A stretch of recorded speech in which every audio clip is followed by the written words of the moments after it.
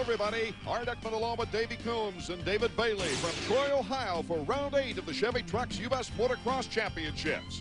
While Ricky Carmichael dominates the 250 scene, the 125s at the gate now awaiting their first moto have taken a dramatic turn. Travis Pastrana's last lap crash cuts his points lead in half and raises questions about his health. You know, right now I passed through all the doctors, everything, and I feel really good. So hopefully, I haven't ridden all week, obviously, but should go out there, practice some starts today in practice, and then go out and hopefully be okay for the race. Get 2 good starts and should be able to hold my own. Travis's problems have created opportunity for Grant Langston and Mike Brown. Down to the gate, and Davey.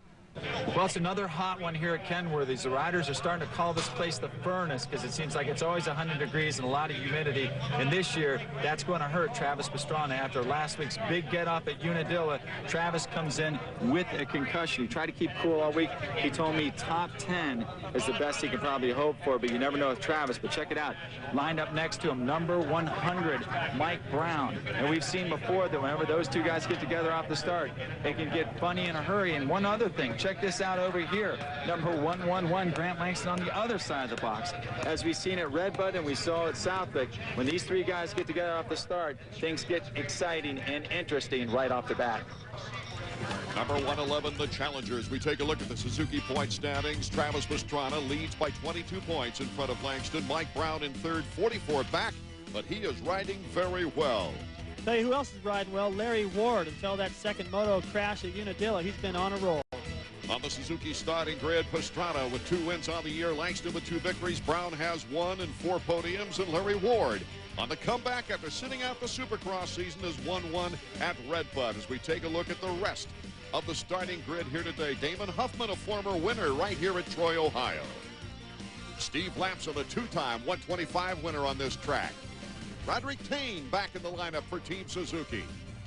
Billy Payne, you see him, number 20 right there. Billy is coming back after a long injury. He was injured in Atlanta in the Supercross in practice, and he's coming back from a shoulder separation. It popped out again in practice, but he popped it back in and qualified, winning his qualifier. Also, Shea Bentley, the former regional Supercross champion, is trying to get strong once again. It is hot and humid here in Troy, Ohio, David. They're trying to get their tires hot. It's already hot and humid outside. It's the guys from back east that are used to the humidity that really perform well here during like the last 10 minutes of the race. Guys from California really struggle. They try to come in early to combat that, but still, it's tough if you don't live in humidity to really make the adjustment. Nathan Ramsey, Yamaha of Troy, and Langston right near the doghouse. As the 30-second board is up, when it goes sideways, the gate will drop within 5 to 10 seconds. Pastrana against Brown. Let's see who gets the jump. A wheelie by Pastrana. He had to let off, David, as they go for the hole shot, and it looks like Greg Schnell again got the advantage in the hole shot early, but Sellards takes over the lead. Look at Pastrana over there to the left, swinging out wide. I don't know how he got up that far. He was almost last going into the corner. Number 18 on the KTM, Brock Sellards. He's got lots of challenges right behind him. Roderick Tane for 1 in his first race back from injury. Also Brown, Ramsey, even Steve Lapson a good start in front of Pastrana. Look at Brown go for the triple. Ramsey was only able to double it. And Schnell dropping all the way behind that lead group, had the hole shot but couldn't hold the inside and really paid the price. Lots of close action. No one is breaking away right now as Sellards can feel Tane right behind him. Tane had a good season going before he got injured. And he has a good moto going right now. Now here's the layout. There's no elevation here. Everything man-made. They've done an excellent job to make this an exciting and fun racetrack for the riders. I never raced here. This is the Dirty Dozen, and Davey's going to be our expert today. Come here, Dirty Dozen. Got it that time, nice. Once you get up on top, you get to bounce through as many as you can. I didn't bounce through too many. Up on top, a little rest. Before you get to the famous spot, the Widowmaker.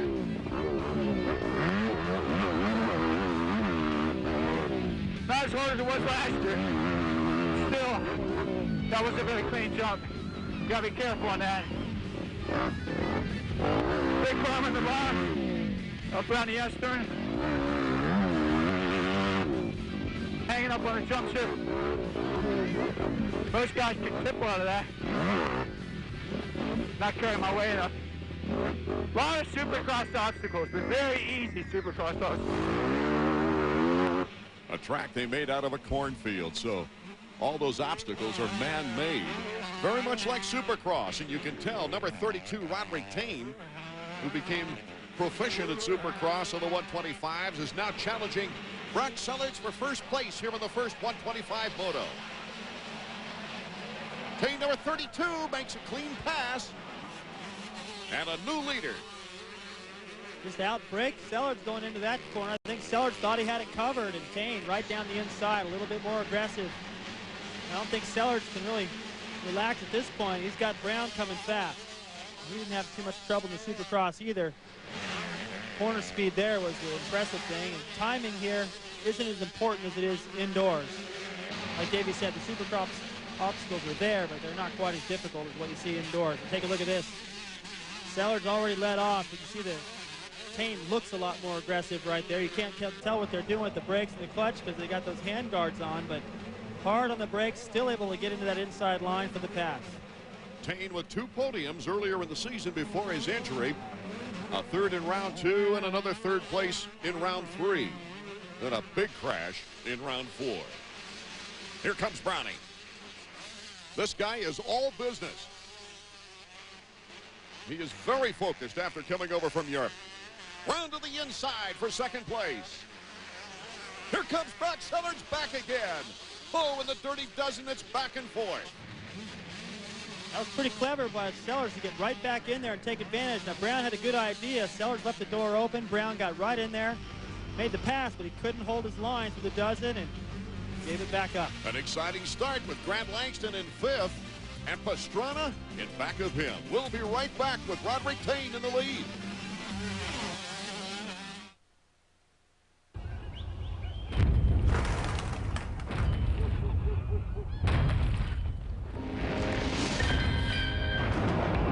Introducing the all-new Silverado Heavy Duty.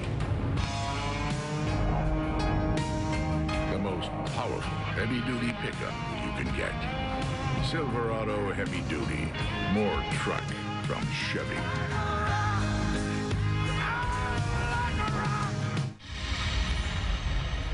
In 5 billion years, Earth has never seen anything like it. The Honda Rubicon. 500 cc's of extraordinary power and the most advanced automatic ATV transmission to ever run the planet, the Honda-matic. When you're the best on Earth, Earth is your only competition. Rated everyone. I know I'm not the one you thought you knew back in high school. Never going, never showing up when we had to. Attention that we crave, don't tell us to behave. I'm sick of always hearing at your age. I don't want to waste my time. More riders. More classes. More championships. More than ever. Suzuki. Rising stars to superstars. They are Saturday soldiers fighting for every touchdown. Be part of the action with ESPN Game Plan only on pay-per-view. It's maximum college football with over 100 extra games you can't see anywhere else. Catch all the top conferences. To order, call your local cable operator, DirecTV, or Dish Network.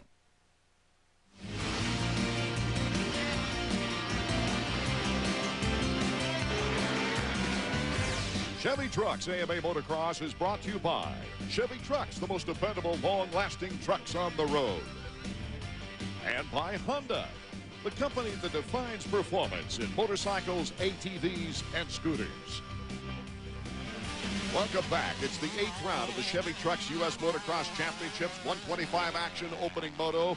Brock Sellards in second place behind number 32, Roderick Tane of France on the Team Suzuki. But Mike Brown, number 100 on the Pro Circuit Kawasaki. He's almost up the tailpipe of Brock Sellards, makes the pass, but can Brock come back? He goes to the inside rut. Brown just got a little bit more quickness. Now bar to bar we go. A great battle for second place. Mike Brown in second behind Roderick Tane. And now it's Brock Sellards once again. Boy, you blink and you've got a new man in second place. The guy with the best view is right there on the four-stroke. Ramsey waiting for these guys to take each other out and just make his job a lot easier. Great crowd on hand here at Troy, Ohio. Brown has been the bully of this class. He's been bossing everybody around, moving them wide, and Sellers is taking it to him. But Brown looks like he gets the last one right there. Number 28, Nathan Ramsey, Yamaha of Troy, is back there in fourth. I admire Sellers for getting in there and fighting with Brown. You can see it in his eyes before the start. This guy is so focused. He was a winner here last year, Brock Sellards. Starting to pull away a little bit now. I think he finally got through that battle, and now he's solid in second. Oh, beautiful. Look at the way Brown, he lets the rear wheel touch that middle one on purpose to hop him over the triple. Davey? Steve, after going back and forth a little bit with Sellards, Mike's got second. Do you think he'll go after Thane right away? Oh, yeah, I'm sure he will. Mike's just want to get out in the front there and try and pull a gap between him and the rest of the riders behind him. What do you think of the track this week? How did Mike say it's set up? Yeah, I mean, Mike liked the track. It was tacky this morning, lots of ruts. It's the sort of going Mike likes. Mike Brown coming back from 2 seasons in Europe, a new and improved rider. He really resurrected his career. What I like about him now, he's always been fast, Art, but just the focus, you know, and there's so much intensity. He's a lot like Carmichael in the 250 class. He just is not happy unless it's a runaway. Watch this move on Sellards. Sellards makes a little bit of a mistake, helps him get to the inside, but I have a feeling he was going to muscle his way in there anyway. Kind of surprised he didn't jump that plateau. He might have known that Sellards was going to try to cut underneath him. He didn't want to over jump that and go too wide again. Sellards had already got him back like that once. Brown's next target, Roderick Tane. You can see in the picture there in the upper part of the screen. He's about 1.5 seconds in front of Mike Brown as Ramsey now starts to pull up on third place in Brock Sellards. Number 28 there on the Yamaha. I wouldn't count Ramsey out of this battle just yet for the win. He's been studying everything that Brown is doing. Brown's going fast, but he's not really getting away from Ramsey. And think about Ramsey, Yamaha Troy. This is not far, this racetrack, from Yamaha Troy. If there's one race they want to win on the season, it's here. Yeah, it's just down the highway a bit. That adrenaline really starts running when you get your sponsors looking at all the important people there. You see Langston going by, then Travis. Travis did a great job of preserving what looked like a terrible start, but he really hasn't gone anywhere since then. He's been pretty much stuck back there, running about the same pace these guys are, catching up, but slowly. Well, like Davey reported from the gate, he's just trying to work himself into this race. The way he left that second moto at the last race at Unadilla wasn't pretty. And I think there was some concern as to how many times he's hit his head this year, and he may not be quite all there. Remember Ryan Hughes after that crash in Southwick?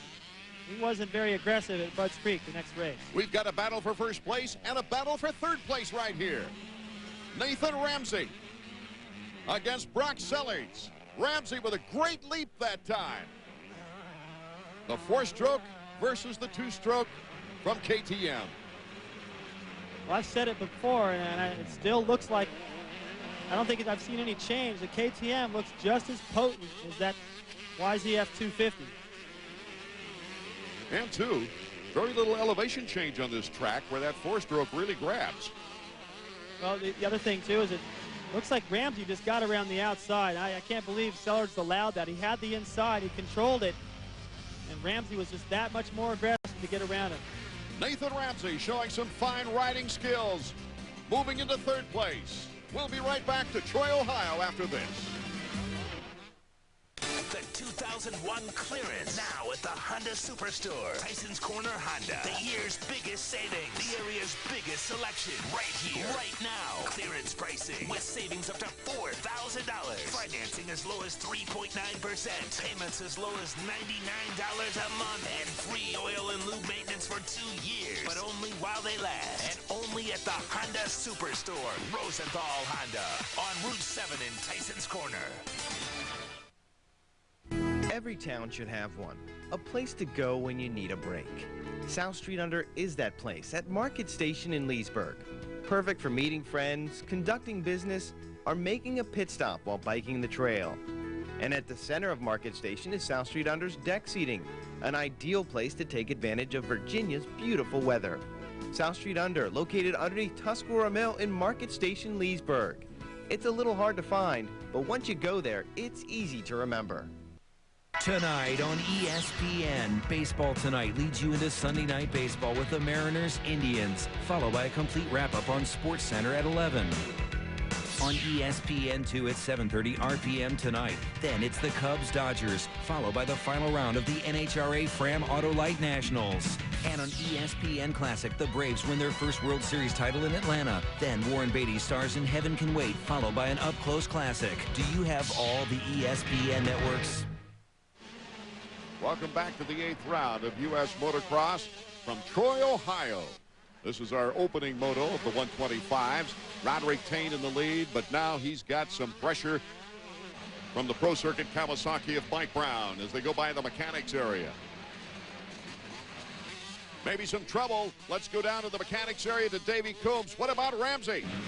Guys, here's John Mitchell. That's Nate Ramsey's mechanic. You can see him counting out the riders. We are expecting Nathan Ramsey to come around right behind Mike Brown, but he hasn't. Apparently, he has gone down hard in the middle of the track.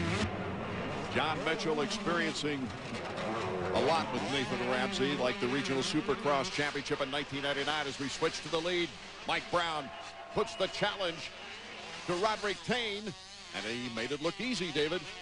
Well, Tane made it a little easy for him because he went all the way wide. I just don't know if he thought Brown was going to be able to get into that inside berm and slingshot out of there like that, but he did it a few laps ago. Maybe he's just not ready to take that kind of situation on. I don't think he's willing to give it to him, though, but check this out. As Tane comes into the corner, he aims for the outside. Brown's just too close for that line.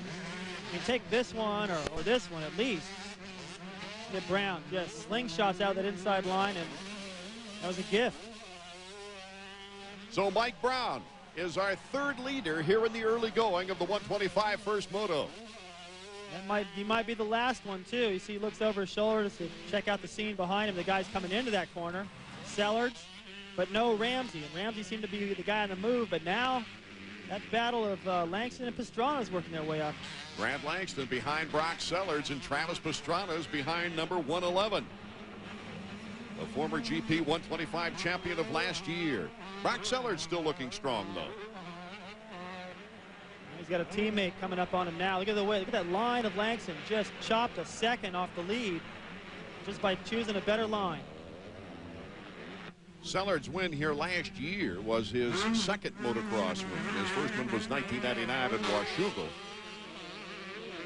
He's just in front of Grant Langston. Langston in contention for the points championship, but Brock Sellards wants his third national victory. Now, this is late enough in the season where I wouldn't expect to see the pit board come out for Sellards and say, hey, you know what, just make this a little easier. There's the pit boards. Kind of anxious to know what they'll say. Watch what happens to Ramsey right here. He gets swapped out. That's where he made his pass before on Sellards. Hopped back the other way. Went for a ride off the track. Let's get more insight from Davey Coombs. Slowly coming down to the pits, guys. Here is Nathan Ramsey. He was third place, one of the early contenders. Obviously crashed in the back section. You see him talking to his mechanic, John Bundy Mitchell. He's out of the race, but fortunately it looks like he's all right. And we've got a race as hot as the weather here in Troy, Ohio for round number 8 in the 125s. Mike Brown is our leader. There's Pastrana, and Pastrana is trying to keep pace with number 111, Grant Langston. They're now in 4th and 5th. Langston working on his teammate for KTM, Brock Sellards.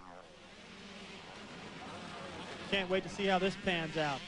These guys get up into a fight, and Travis is able to get around Langston. That just is terrible teamwork.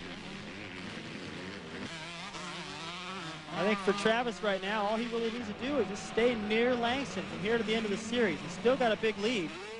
Doesn't really need to beat him at every race. Just don't let him get too far ahead. Put riders between himself and Travis. Larry Ward up to 7th place now. Here we are a lap and a half or so later.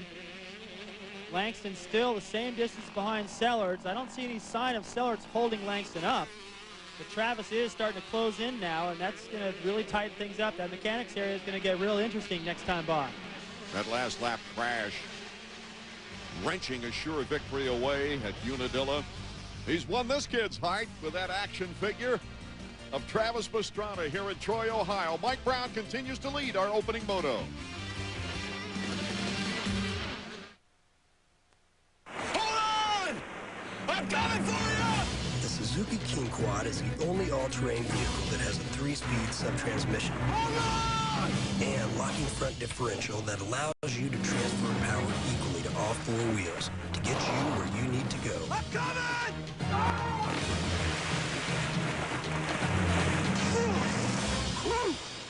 Almost lost you there.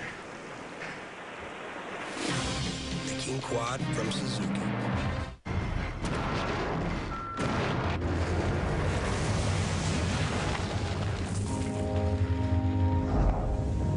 This is the all-new Silverado Heavy Duty.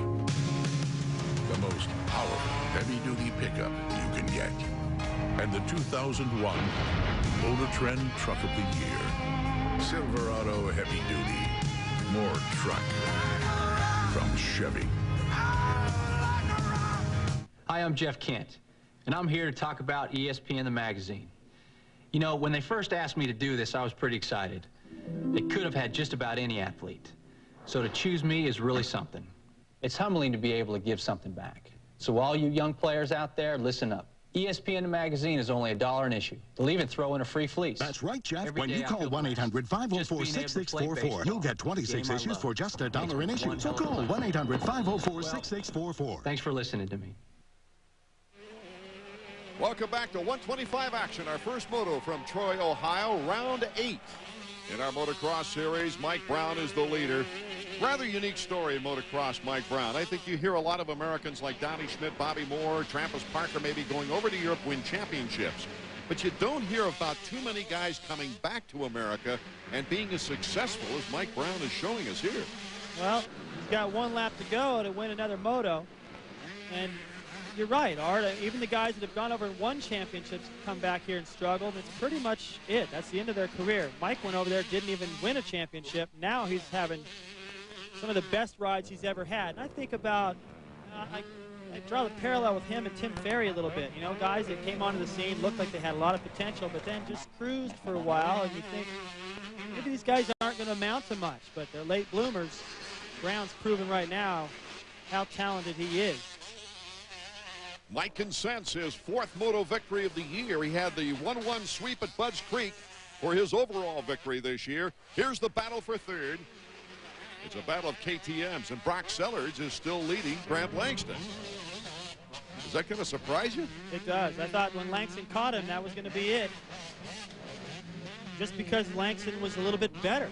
But it seems like Sellards, who won here last year, as he already pointed out, has got this place wired, and he's not going to put himself in a position where he's holding up Langston and has to let him by in a point situation. He wants this moto, and he's earning it right now. Mike Brown looking flawless as he's way out in front of Roderick Tane. He's just floating around the track. Look at that, just sets the bike down nice on the downside. I mean, this is only the last lap. He doesn't have to be that aggressive, but he's making everything look pretty easy. Usually when you watch him ride, he looks real aggressive, looks like he's pushing hard. Even when he has pushed hard in this moto, he looks really comfortable. There's Sellers in 3rd with still Langston on his tail. Langston's really turned up the heat now. This is where I would be surprised. Langston could get in there and stick a wheel in here and there and still not get this position and this extra 2 points over Pastrana. Then maybe KTM will kick themselves later if he closes the gap and loses the championship by that much. Well, if it stays this way, Brown picks up 9 points on Pastrana, and Langston only 2. Mike Brown only a turn away from the checkered flag. A great ride from Michael Brown. Roderick Tane coming across in 2nd. It'll be interesting to see what Davey Coombs gets out of Mike Brown after that first moto victory. Tane, Sellards rounding out the top 3. Langston, Pastrana, Fonseca, Huffman, Ward, Jessamine, and Kelly Smith, the top 10. Davey? Well, Mike, you were the first guy at the starting gate by about a half hour, and now you're the first one across the finish line. Good ride. Yeah, it was. You know, I got a good start for me. You know, I started probably third or fourth, and just hung back there and got some good lines and made it to the front and just rode a steady race. Didn't want to use too much energy. Were you surprised by Roderick Thane being up there? Yeah, you know, he's a good Supercross rider, and he got a good start. And yeah, he rode a great race. Hopefully he can do it again. As far as the championship goes, I know it's a long way off, but you picked up a lot of points on both Langston and Pastrana. They finished 4th and 5th. Yeah, you know, that's all I need to do every weekend is just be up here in the front, and that's all I can do is win and get as many points as I can. So far, so good today. Yep, great. Thank you. What a second-place ride for number 32, Roderick Thane. Roderick, this is his first race since Budds Creek when he got injured. A good way to come back. Let's go back down to Davey Combs. Well, Roderick, what is it about this place? You do very, very well here. Yeah, I'm very happy. I'm impressed by myself because it's my comeback. I ride just since Monday. I'm very happy. My feet is pretty good the first 20 minutes, but after 20 minutes, I'm very, very tired. But Mike Brown is very fast. He's smart also. He looked my lane, everything, and he's a pretty good rider. I think he's the best rider in the circuit. How's your shoulder feel? Pretty good. It's not a problem now. I'm strong and I'm very happy again. All right, good job. Thank you very much. It was a battle of KTMs for third with a lot at stake. And right here, Brock Sellards, who finally took third, had a terrific battle as well with Mike Brown, the eventual winner. Let's go back to hear from Brock. Brock, that was a pretty exciting finish with your teammate Grant Langston. Yeah, you know, I don't know what happened. I got out to the whole shot, and I got a little tight. My whole body felt like, I just need to loosen up. And I lost a couple positions. I saved it a little in the middle, and then Grant started catching me, and it was just battle from there on out. Toward the end there, he came up behind you. Pastrana came up as well. Did that complicate things? I mean, he being your teammate and all, and those two guys racing for the championship? Yeah, you know, I thought about it a little bit. I didn't want to screw him up, but there's so many races left. One position doesn't make a big difference right now. It might in the end, but not right now. What about the second motor? Can you get after Brown and Thane? Yeah, my Red Bull KTM bike's getting out to gray hole shots. My mechanic Mike Williamson's got it working good. Hopefully, you know, like always, get the Michelin tires off the hole shot first and see how it goes. Moto number 1 for the 125s in the record books. As we look forward now to the 250s, Mike LaRocco won this race back in 1994. He talks things over with his mechanic at the starting gate. Might he be the one to break up the Ricky Carmichael string of victories? It's all coming up next.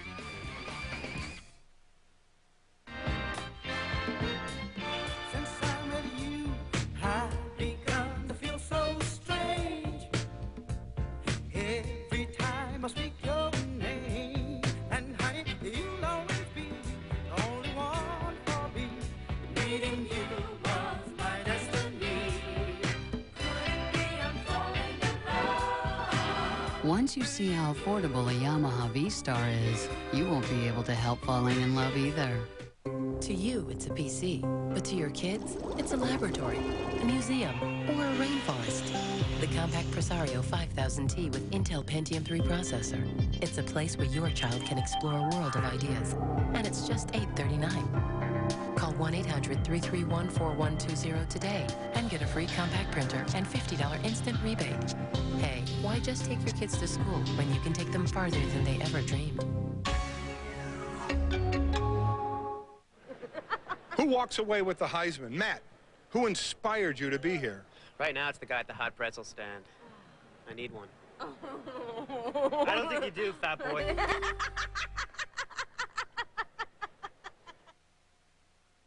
Well, down here on the starting gate, Art and David, you're not going to believe it, but it's actually somehow gotten hotter as we ready for the first 250 moto. The pre-race favorite's got to be Ricky Carmichael. He's got 4 race wins in a row. But I tell you, Sebastian Tortelli is just about due. Tortelli's had bad luck in the last 2 races, running out of gas at Redbud at the finish line and then crashing in the first moto at Unadilla. I watched him practice this morning. He actually jumped out behind Ricky. They had a few laps of dueling. We'll see if it can carry over into the main event. Tortelli wants this win bad. We've seen several riders have terrific motos and terrific events against Ricky Carmichael this year, but no one rider's been able to put more than 1 race together.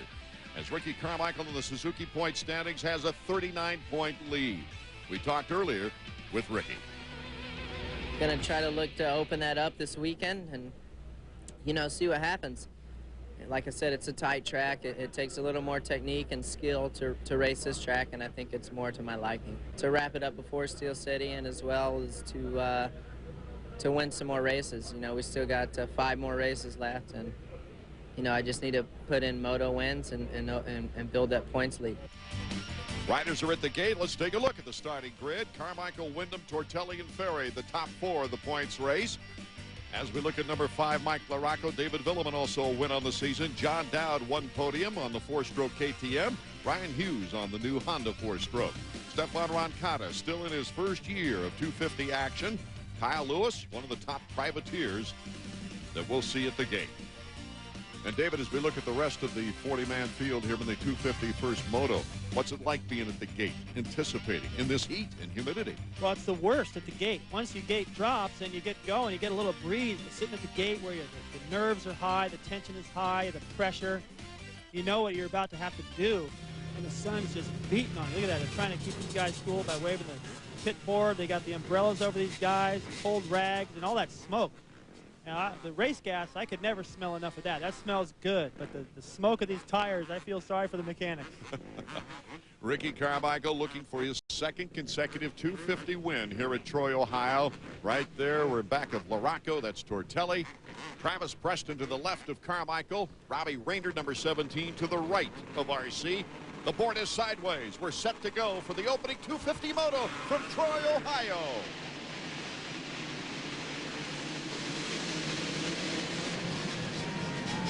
A great start for Wyndham. He gets the whole shot. Kevin's been getting some very, very good starts. Ricky Carmichael already in 2nd place.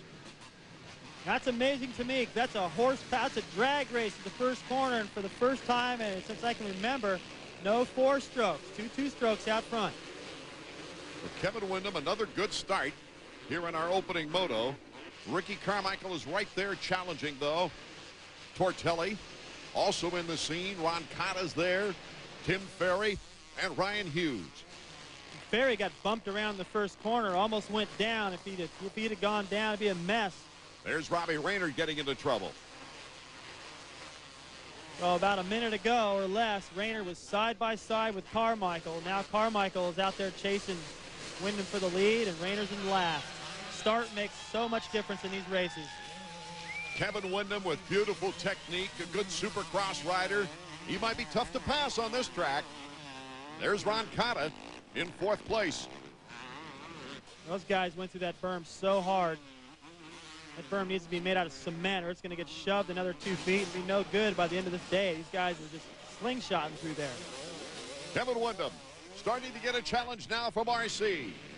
Tortelli in 3rd, Roncada in 4th, and Ferry in 5th.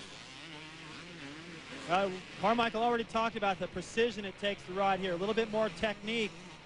He says it's a good track for him. I like to think that Kevin's got a good chance here as well with all the technique. Plus, being from the south, he knows how to ride in the heat and humidity. Carmichael shows Wyndham a wheel. Just explodes off the top of the jump. I don't think Wyndham was ready for that. Thought he had the best line, and Carmichael just found a little bit of room and didn't shut off. Unbelievable. This guy just always finds a little bit more, and he does it early. Doesn't let anybody get set, get comfortable. If he followed Kevin a lap or 2 more, Kevin wouldn't be quite as worried about him back there. But now he's already psychologically beaten a little bit. Really got to fight to get back around Ricky. Not very many people have been successful with that this year. Hughes has passed Ricky a number of times, but Ricky always gets him right back again. Look at Wyndham right here. Maybe a little bit too far forward. Ricky crouched down, a little bit more aggressive, able to hold it on a little longer, gets by him. Got to blow Kevin's mind a little bit right there. He was going pretty fast, and Ricky blew by him. Ricky never out of the top 5 this year. He made up for that 5th at Mount Morris and a 4th place in the opener with a 2nd and 4 straight victories. Roncada, number 21, Kawasaki. Then Tim Ferry on the Yamaha before Hughes on the Honda, and Ferry goes off the track. Keeps it running, though. Remember, Davey talked about the Supercross sections of this racetrack being pretty easy. That's one of the harder ones. timing's got to be just right there, and you go through all those shadows. See, it's hard to see your line. Got a little out of whack there, paid the price, but he's able to recover quick. Carmichael continues to dominate here in our opening moto from Troy, Ohio. We'll be back in a moment.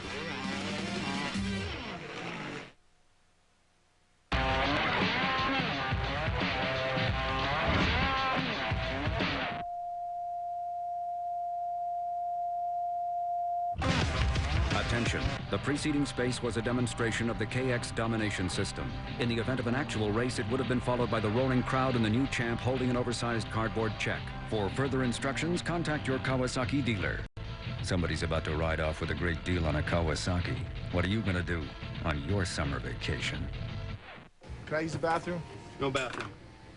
No bathroom. What do you use? Bathrooms for customers only. I am a customer. I was just here 10 minutes ago. That was your last visit. Last visit, all right. 10 cents.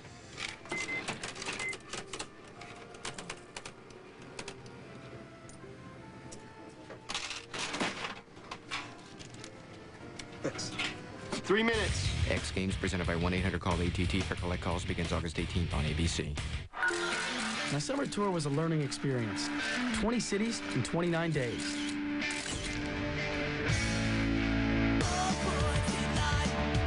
I got to do so many things I've never done before. I even learned how to wakeboard. I'm gonna get this. Well, that didn't go too well. And while I never really mastered wakeboarding, I learned that it's easy to make a collect call with 1-800-CALLATT to save big bucks while keeping in touch with friends. Just oil down the center. If loving you is wrong, I don't wanna be right. If being right means being without you, I'd rather live a wrongdoing life. If I can't see you when I want, I'll see you when I can. If loving you is wrong, I don't wanna be right. The Roadstar from Loving you is wrong. Welcome back to Troy, Ohio. Art Ekman, David Bailey, Davey Coombs bringing you the action as number 21, Stefan Roncada. Currently in fourth, trying to hold off the four-stroke of Ryan Hughes. Roncada, he was on the podium at Redbud, a third place with a 3-4 in the motos. Hughes took a second in that race. Davey Coombs for a look at the mechanical side. It was a busy morning for the mechanics here at Kenworthy's with a lot of mud and tack on the track. So for this week's Kawasaki bike setup, we got with Stefan Roncada's mechanic, Dan Worley, to find out what kind of things he's doing to Stefan's bike. Dan, what do you have going? Well, track conditions are excellent today, Davey. First of all, it's really tacky, really ruddy. So we're going to run a lighter flywheel today just to help it get out of corners, along with a bigger sprocket on the rear, just to get the bike out of the corners as fast as it possibly can. And last and probably most major one today is carburation. It's really humid, and we just have to have the bikes working good. All right, we'll let you get back to washing the bike. For this week's Kawasaki bike setup, that's Dan Worley, Stefan Roncada's mechanic. And here's another tip we didn't really mention there is when you're washing the bike, you can't get it clean just having it on the stand. Lay it over on each side. Get everything out from underneath the tank, the fenders. It's important. You got to get all the mud. And while you're washing the bike, you also notice a lot of things that might be loose, broken. Good way to check out your bike while you're washing it. Oh, not you. Stefan Roncada put it down, got it dirty again. I hope he wasn't listening to me. And there goes all the, look at the positions he's losing now. Just laid it over a little bit too far right there. The foot pegs may have drug in the berm. The back wheel kicked up out of it. Ryan Hughes now moving up into fourth. Roncada expecting more from this year in the motocross action.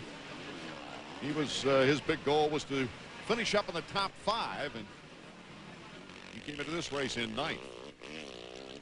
Stefan comes into the corner, everything looking good. Yeah, it looks like he laid it over, and the back end kicked up out of the berm. We couldn't really see it because that little bit of a hill there in the way, but I think that's what happened. As he laid it over, he didn't have the front wheel up high enough in the berm. He didn't have enough ground clearance. Ended up in good wash position.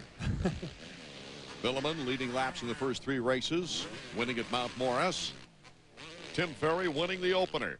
He won the first moto at Unadilla, but then had problems in that second moto. It was a miracle he finished 7th. Nothing really happened, I should say. Nothing, you know, my bike didn't break.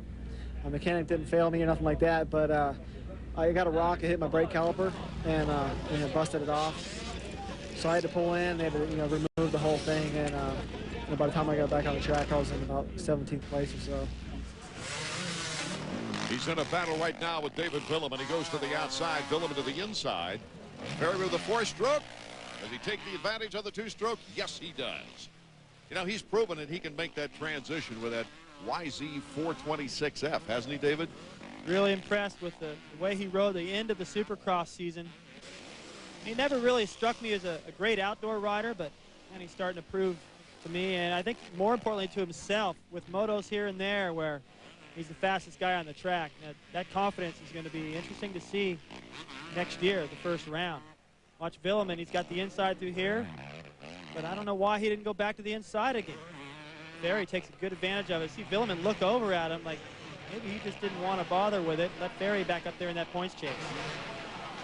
I think Ferry's got a real shot at being the top 3 when this season ends. And maybe even some podiums next year in Supercross. I think so. I think he's got that kind of talent. I don't know if he can take it to Jeremy and Carmichael, who expect to be the top guys next year, but wouldn't surprise me at all, Art, to see Ferry standing on the podium with him. Here's another 2-stroke, 4-stroke altercation. It's Mike LaRocco, the Amsoil Dr. Martin's Honda versus Team Honda's Ryan Hughes. Hughes has the advantage right now. Carmichael still out in front with Wyndham at second. We'll be back.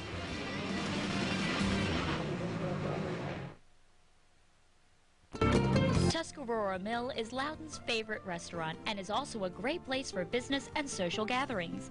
Whether it's an all-day corporate event or a rehearsal dinner, Tuskie's has the perfect banquet facilities. Choose from 2 rooms, the wine cellar or the garden room, both equally spacious and charming. And let the Tuskie's staff take care of all your banquet needs, from theme dinners to wine tastings. For groups of 15 or 150, call Tuscarora Mill, a Loudoun favorite for over a decade. Cable television is more than entertainment. It's the power to help your business grow. At Adelphia Media Services, that's what we do.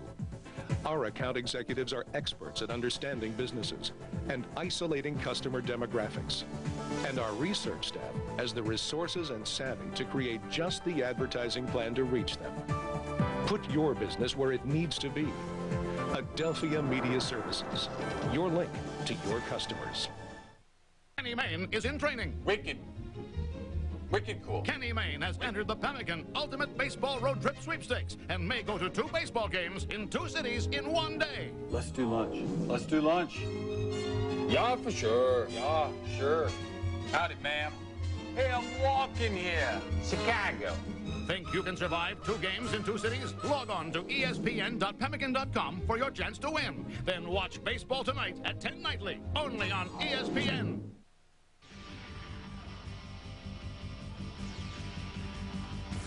Chevy Trucks AMA Motocross is brought to you by Yamaha, makers of fine motorcycles and ATVs. Nobody's more in tune with motorsports than Yamaha. 250, first moto action. It's a battle for 4th right now as Ricky Carmichael dominates out front. Ryan Hughes, number 120 on the 4-stroke, and Mike LaRocco, number 5. Listen to Ryan's bike. That'll wake you up. Oh, imagine what that sounds like for LaRocco. Here comes Mike. He just soon be in front of that sound. Mike LaRocco, he's got the edge as Hughes goes wide. He muscled his way in there and forced Ryan to that outside. Ryan had the good line going in, but LaRocco he wanted it more. You could see that. LaRocco's the only other 250 winner here at Troy besides RC, who is still active. Totally active, that is. Doug Henry won at 99 here. LaRocco's starting to pull away a little bit now.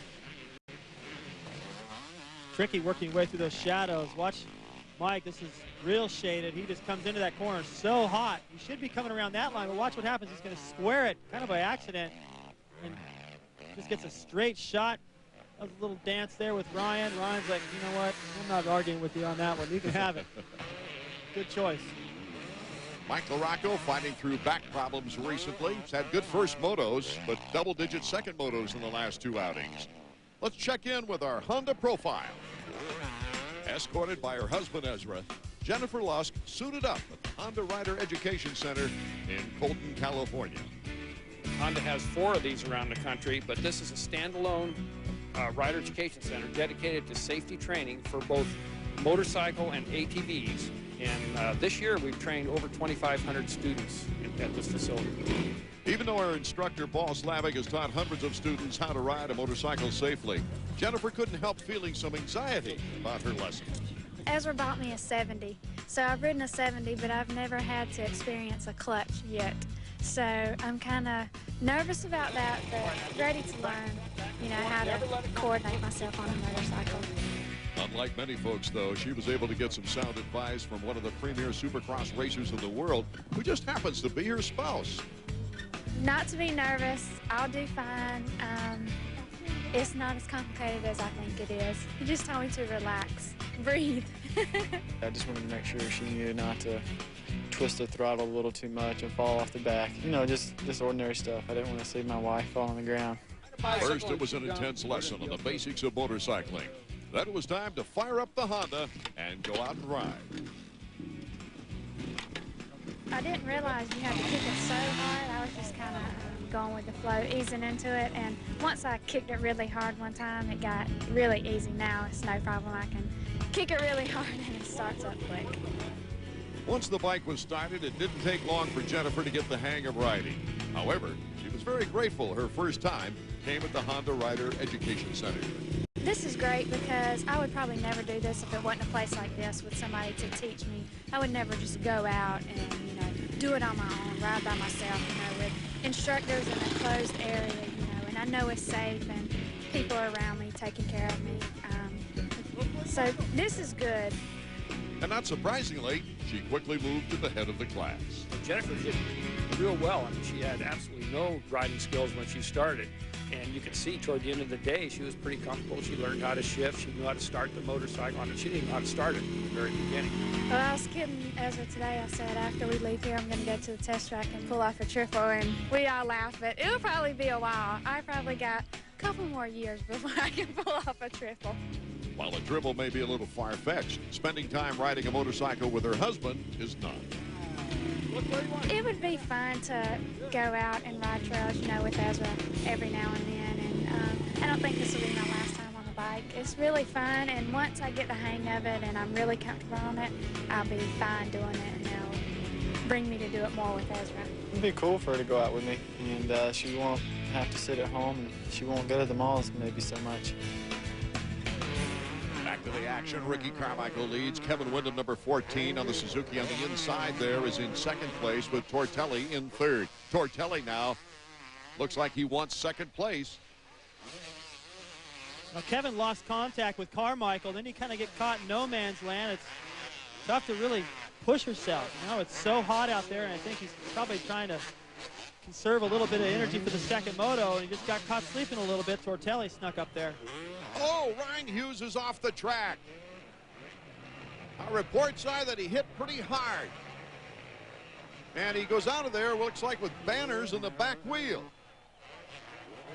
He looks a little shaken up still to me, Art, and his goggles are on the handlebar. That's pretty much it for him for this moto, looks like. A tough break, because the last two races, Rhino showed us his best racing. Second at Red Bud to fifth at Unadilla.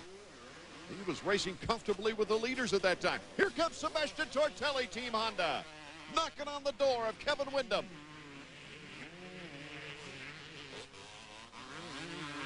Wyndham's got his work cut out for him because Tortelli has been a fast rider in recent races. What an uplift it was at Unadilla winning that second moto for Sebastian Tortelli. Let's check in with Davey Combs. We heard a report from the other side of the track that Ryan Hughes has some banners in his wheel. You see his mechanic, Dan Bentley. He's pulled out a pair of snibs. If Hughes pulls in, we will let you guys know. You're going to try and get some of the banners out of that wheel. At least here at Troy, they've got a long area for the mechanics. It's a good place to pull in. It's almost like a pit road here. There you see Hughes pulling the pits right now. Look at the banners wrapped up in that rear wheel down in the sprocket. I think that he's just going to call it a day, guys. Big crash for Hughes. He was running fifth. Now he's out of the race. We'll check a little later to see if he's actually if he actually stays on the track or does go back to the pits. Hard to see from that area right now. Mike LaRocco in fourth place. And you know how he always finishes a race, wide open. Ricky Carmichael still our leader with Kevin Windham in second place. More 250 action from Troy coming up.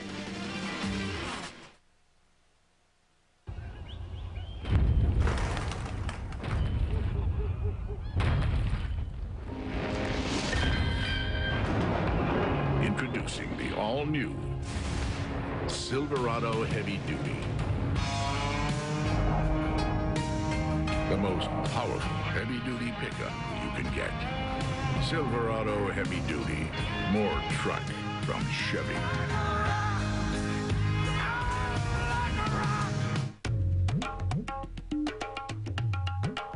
Win 2 AMA championships in a single year. Like Curtis Roberts. You're cocky. Win 15 championships in 14 years. You're Honda.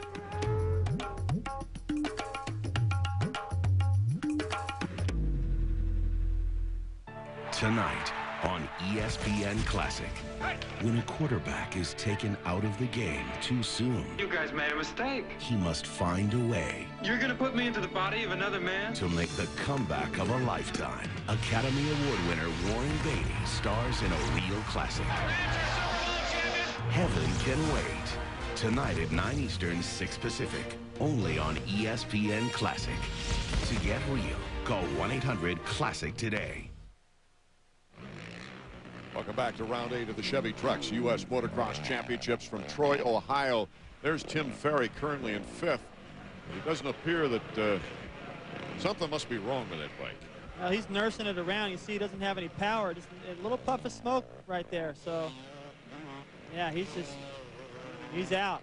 He might be able to still get in the top 20 this late in the race. Now he's stopping now, so maybe that's a bad sign. Nowhere near the mechanics area. Boy, it is. He hasn't had a double-digit finish all season long. Trying to restart it now. Could it be a cooling problem with this heat and humidity? Yeah, your guess is as good as mine, Art. I don't ride 4-strokes. I'm still learning about these things, and there's a lot of different parts on there that can malfunction. The fans have been cheering him. The other riders really haven't seen much of this number 4, Ricky Carmichael. Boy, after coming off 2 second-place finishes at Unadilla, but winning the overall championship and becoming the winningest motocross rider in the history of the sport here in America, he's out to win the moto. The final lap, this would be his 9th moto win in 16 motos. Let's check in with Davey Combs. Davey.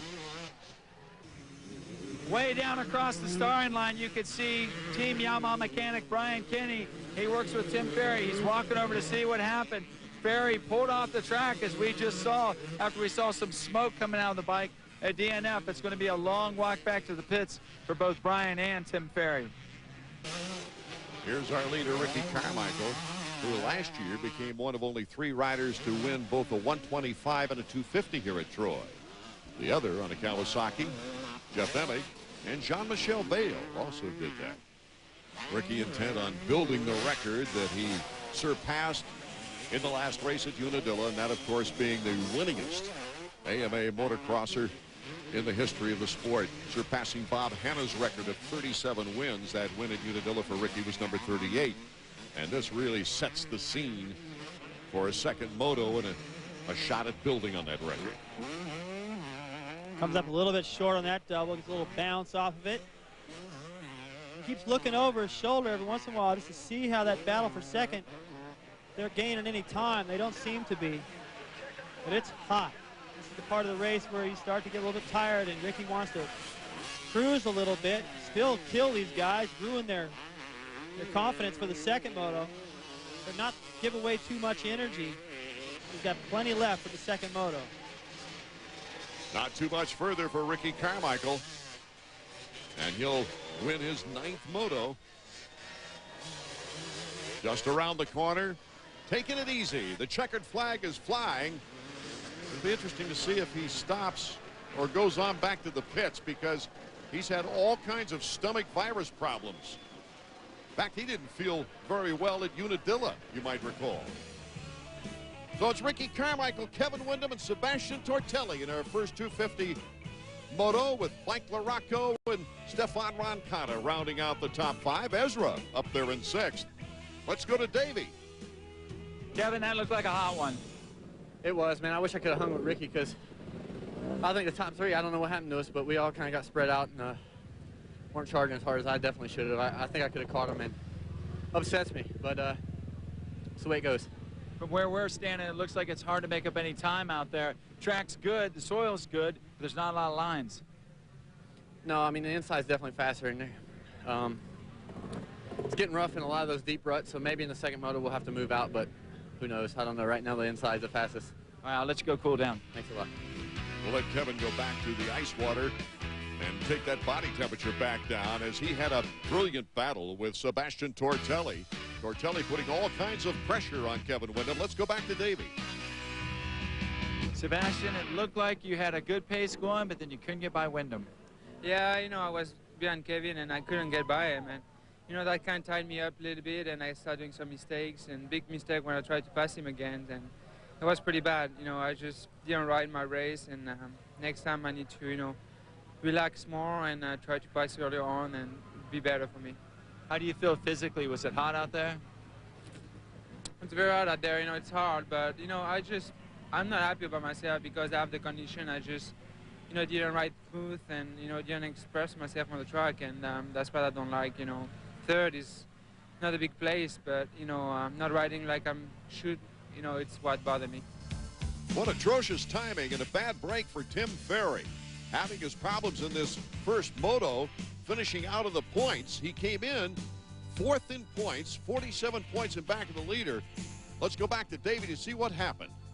Tim, what happened? We saw you move back into the top 5, and all of a sudden you're pulling off the track. Yeah, you know, I don't know, about halfway through or something like that, I must have hit a tire or something with my radiator, or hit a rider and put a hole in it, and you know, finally to see, so like 3 laps to go, 2.5 laps to go, so kind of a bummer. It's the last 2 weeks, it's something that not, you know, me, Yamaha, or my mechanic, you know, did wrong. It's just the way it goes, I guess. Good luck in the second moto. Thank you. So Ricky Carmichael adds 3 points to his lead over Kevin Windham. Windham finishing second right behind RC in that first moto. As we turn now to the 125s for their second moto of the afternoon. Mike Brown at the gate, getting ready, though, for the sight lap. We'll be right back for the action after this. The Honda Goldwing. Cycle World named it Best Touring Bike. Rider Magazine awarded it Motorcycle of the Year. And now your Honda dealer has a quote of his own. No down payment and low 5.9% APR financing. The all-new, unbelievable 1800cc Goldwing from Honda. Its impressive financing ends August 31st. Call toll-free to get free information by mail about the Craftmatic Model 2 adjustable bed. This wonderful bed adjusts to hundreds of relaxing positions, offers optional warm, soothing heat, and relaxing built-in massage, yet costs up to 56% less than these quality flat beds. Don't pay more to remain flat. Call toll-free and get complete free facts by mail about the adjustable bed that costs up to 56% less. Call toll-free, 1-800-344-8300. This guy's been busting me up all night. So why should I get out of the corner? Because I gladly take another 3 minutes of pain or a shot at a title. Wouldn't you? Tuesday night fights on ESPN2. Okay, are you ready to go?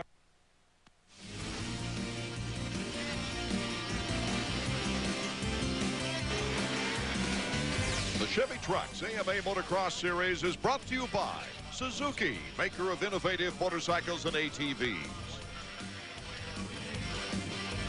Welcome back to Kenworthy's. At the end of the 250 moto, we tried to get a word with Ricky Carmichael, but he rode straight past us and into the pits. It turns out he is feeling very sick. The heat has got to Carmichael. He's went into his motorhome. He's in the air conditioning, trying to see if he can ride the second moto, putting fluids in.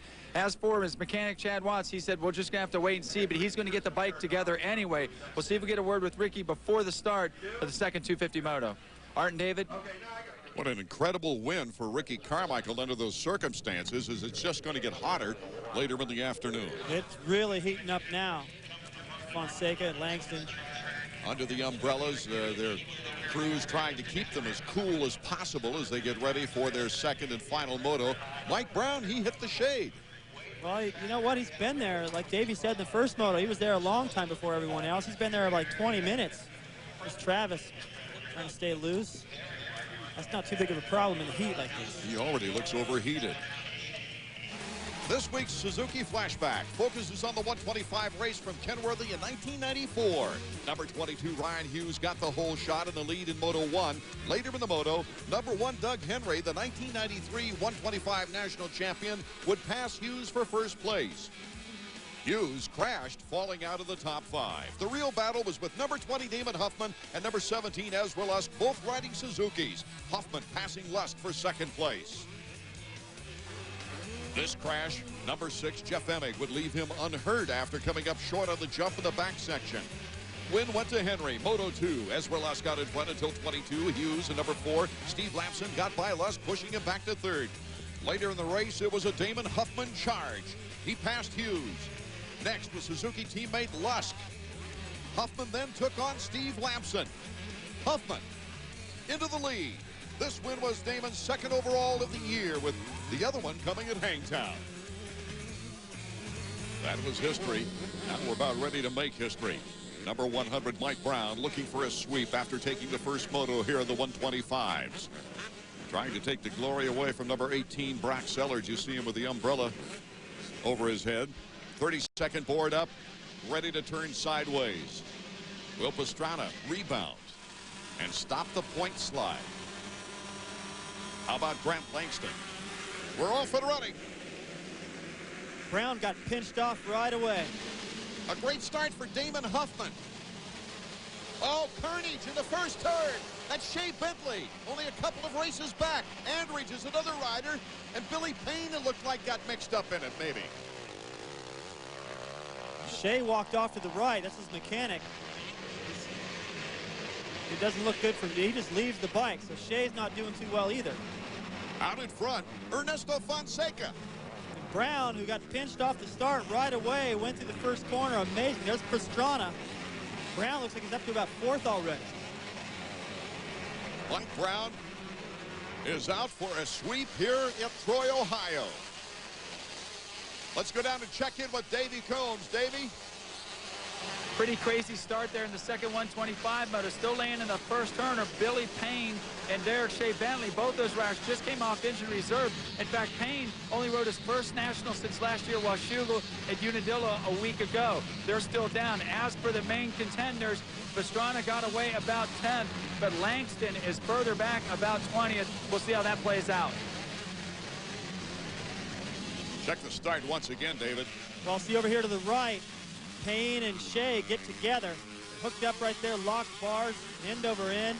At least it happened to the outside. The rest of the pack got through there clean. And Brown, he came in about mid-pack and came out smelling like a rose. Pastrana did the same thing the first moto. Fonseca being pursued by Brock Sellers. Sellers, another great start on that KTM. This could be considered his home track. New Philadelphia, Ohio, he's from. So he's glad to be back home at a place where he won last year. I've said it 100 times. There's something about coming back to a track where you've won. You just feel good in the rent-a-car on the way there. You go out and practice, and you just remember feeling like unstoppable. Right there, Fonseca, can feel him coming. He looks over. If he can get around Fonseca, check out a little bit before he gets Brown on his tail, that'd be a big plus. Fonseca's got a lot of incentive. He was 6th in the first moto.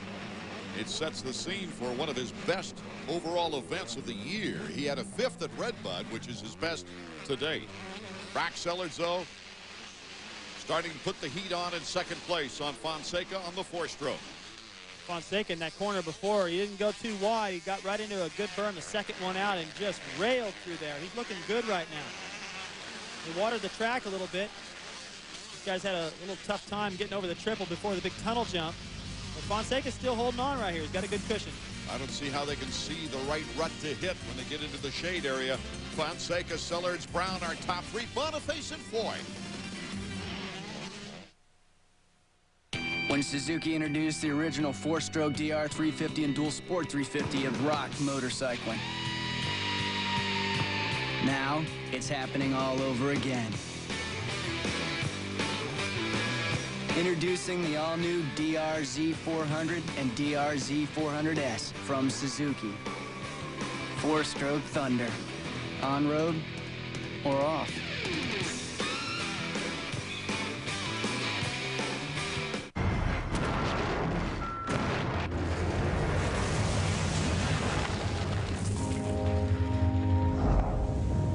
This is the all-new Silverado Heavy Duty. The most powerful heavy-duty pickup you can get. And the 2001 Motor Trend Truck of the Year. Silverado Heavy Duty.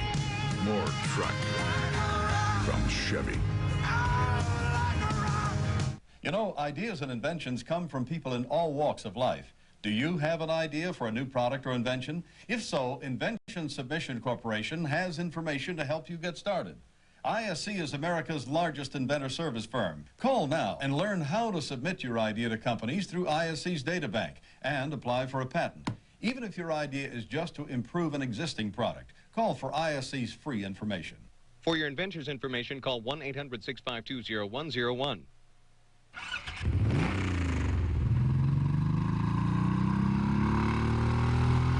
It's got exhaust valves the size of a B-51 Mustang's.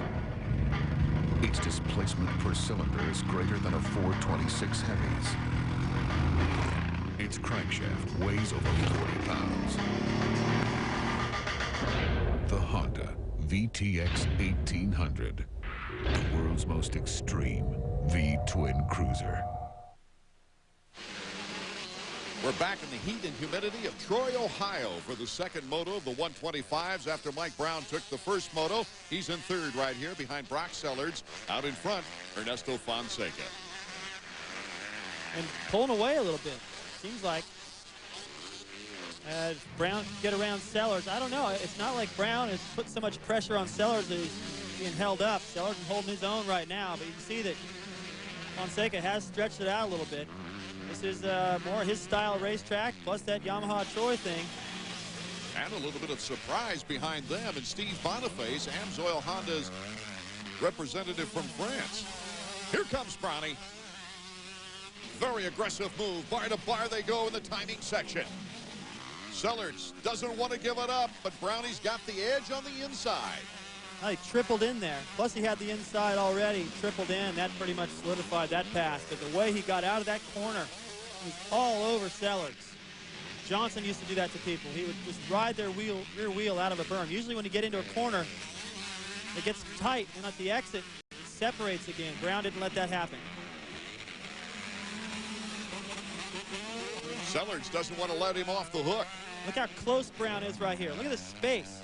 And he's looking right through Sellards at the line he wants to take. He set that up perfect. Goes right to the inside, and he still managed to triple that.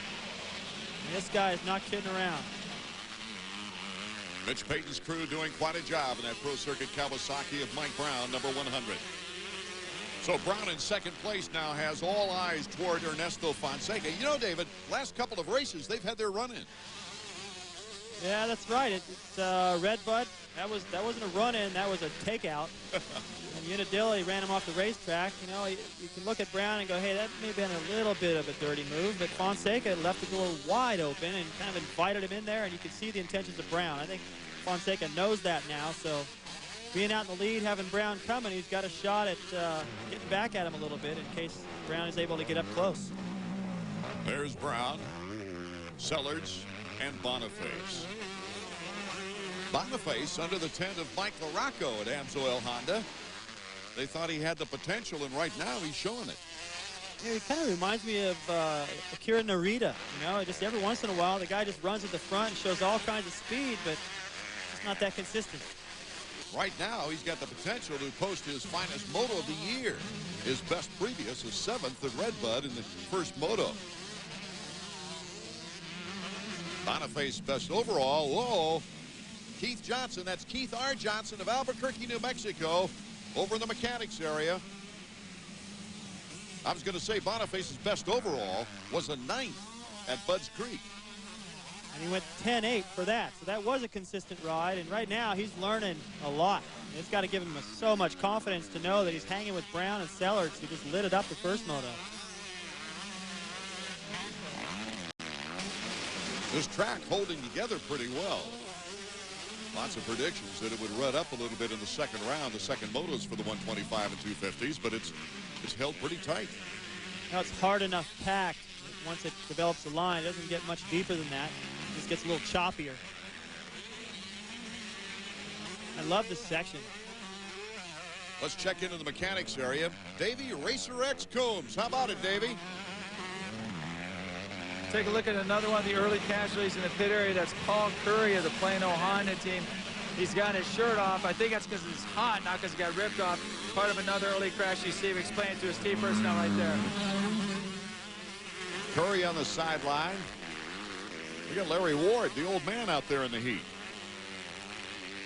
I say old man. He's coming back after sitting out the Supercross season, but boy, did he show us something at Red Bud. His first win of the season and the first for the YZ250F and his Moto XXX team.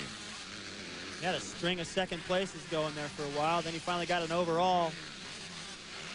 In that second moto at Unadilla, where he collided with his teammate Brandis, went down, and really took him out of the rhythm he had. There's his mechanic, Doug Stone, who helped him to that first win since 1992. Number 100, Mike Brown in second place. Trying to pull up on our leader, Ernesto Fonseca, and he's doing a pretty good job of it right now. Got a little left there over that double out of the corner. Almost hit that blue barrel. And listening to his bike, Art, Peyton has got that thing running good. It sounds potent. And chasing that four-stroke, I think that bike has kind of motivated Peyton to get some more power out of Brown's bike. Our Suzuki trivia question: what year did Guy Cooper win the 125s here at Kenworthy? The answer when we get back. Why do you need digital cable? Because you're an inventor, a flyer, a time traveler, a fixer-upper, or just a kid. Because you care about your health. And only digital cable satisfies your passion with these unique channels from Discovery. Available on digital cable. Call your cable provider today to receive the very best of digital cable programming. Only from Discovery, a digital cable experience.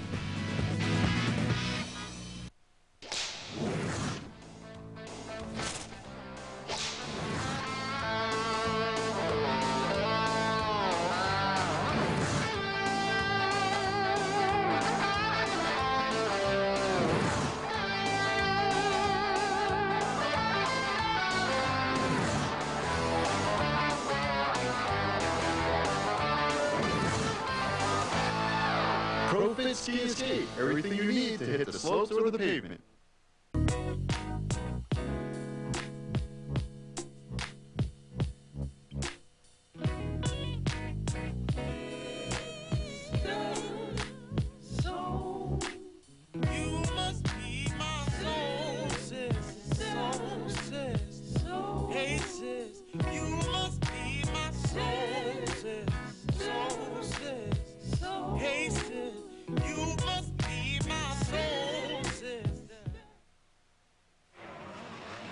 Answering the trivia question, Guy Cooper did it in 1991. Here's the battle for the lead. Fonseca trying to hold off Mike Brown. Brown gets a good cut on the berm. Bar to bar we go. Can it be the four-stroke or the Pro Circuit Kawasaki? It's the Pro Circuit Kawasaki right now, a new leader in our second moto. Mike Brown wants another sweep. And just one more time, proving to Fonseca, get out of my way. And Fonseca did. So he owns him now. I'm anxious to see how Fonseca retaliates if he can. He's got to be a little bit motivated to get back in there and stick a wheel in somewhere. Maybe more than that. Fonseca trying to come back to regain the lead. The young man from Costa Rica, who has won a regional 125 Supercross title, but hasn't mastered really the longer motocross tracks yet. Or Mike Brown. Mike has just owned it.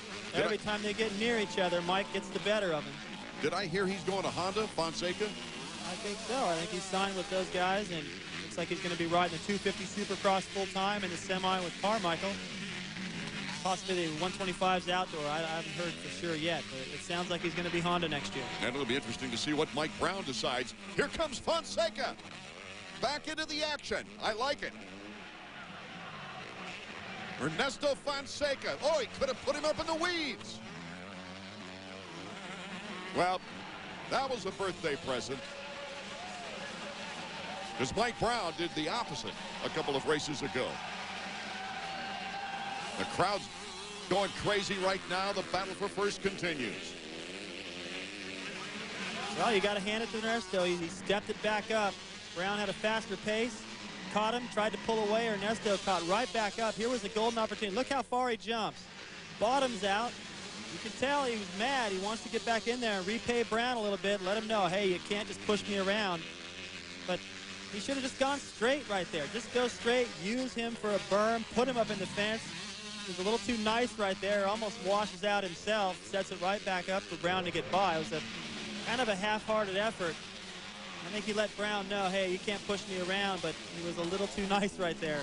It's part of the game, just like the brushback pitch in baseball. You got to do it at times. Well, Brown and Fonseca racing with each other have opened up a pretty good lead over this pack. Huffman leading the pack. He's won here before. No slouch on this track. Won in 97, and then looking up that fact, found out he won it in 94. 3 years in between the two wins for Damon Huffman. There's number 31, Brandon Jessamine. He's having another good moto. He's coming off a 5th place finish, his best of the year. That was at Unadilla. I'm a little surprised to see Sellers dropping back. Let's check in with Davey. Sean, after a ton of bad starts for Brandon, it looks like this is the race he's been wanting to get into for a long time. Yeah, we finally got off to an okay start. Brandon's riding really well. He just moved in the 4th. He's all over Damon Huffman. Hopefully we can maybe get a podium out of this. This was the race last year where Brandon turned it around, finishing second in the second moto. Maybe this will be the jumping off point you guys need for the second half of the season. Yeah, that's what happened last year, and he's riding really well now. Hopefully we can finish there, and next couple races do well as well. So hopefully things go good for us and get some better starts too. Damon Huffman, who really likes this track. Everybody said, well, that's because he's mostly a supercross rider back in the old days.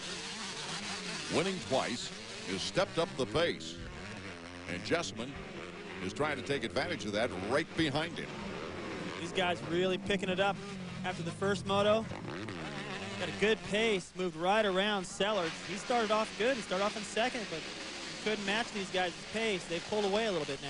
Earlier, Wyndham was talking about possibly 2 lines developing as the track wore down, and you could see in the berms that there are 2 pretty good lines right now. Yeah, some corners with 4 berms. I love that. You got choices like that. And then look at that right there. Jessamine going to the outside, puts him to the inside the next corner.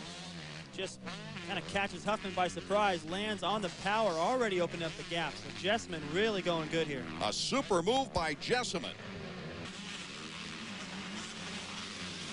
He's a little bit like Boniface. You know, maybe there's something going on over there with that team. I don't know what it is, but every once in a while, Jessamine just steps in here and just shows us something brilliant. Watch this. What he's going to do is triple into the corner. Huffman can only double it because he's got to aim for that inside berm. Jessamine ducks right around him. Good clean pass. Puts him on the inside of the next corner in case he wouldn't have gotten that much room ahead of him. He would have had that inside. Just elbow Huffman out of that inside line and still make the move. Outstanding move by Jessamine as he is now currently in 3rd and looking strong for his best moto finish of the year. The battle for first is on, though. Mike Brown still has Fonseca. Fonseca shows me something now. Now he's showing Brown something, too. Brown looked over his shoulder, thought Fonseca might be trying that inside again, covered the line, so now he's riding defensive. The fastest guy on the track lately, Brown, is being hounded by Fonseca. This is the fastest I've seen Fonseca go the whole national series, and you know why? Because he's mad right now. Brown, Fonseca, Jessamine are top 3. Langston moving into 9th. Pastrana still in 10th.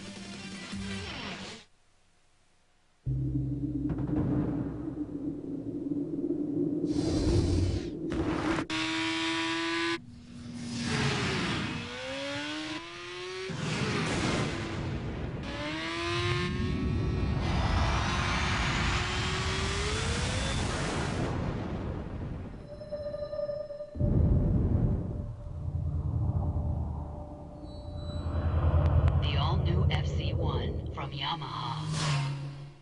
Par, birdie. Whoa, par. Must be a Golf Magazine subscriber.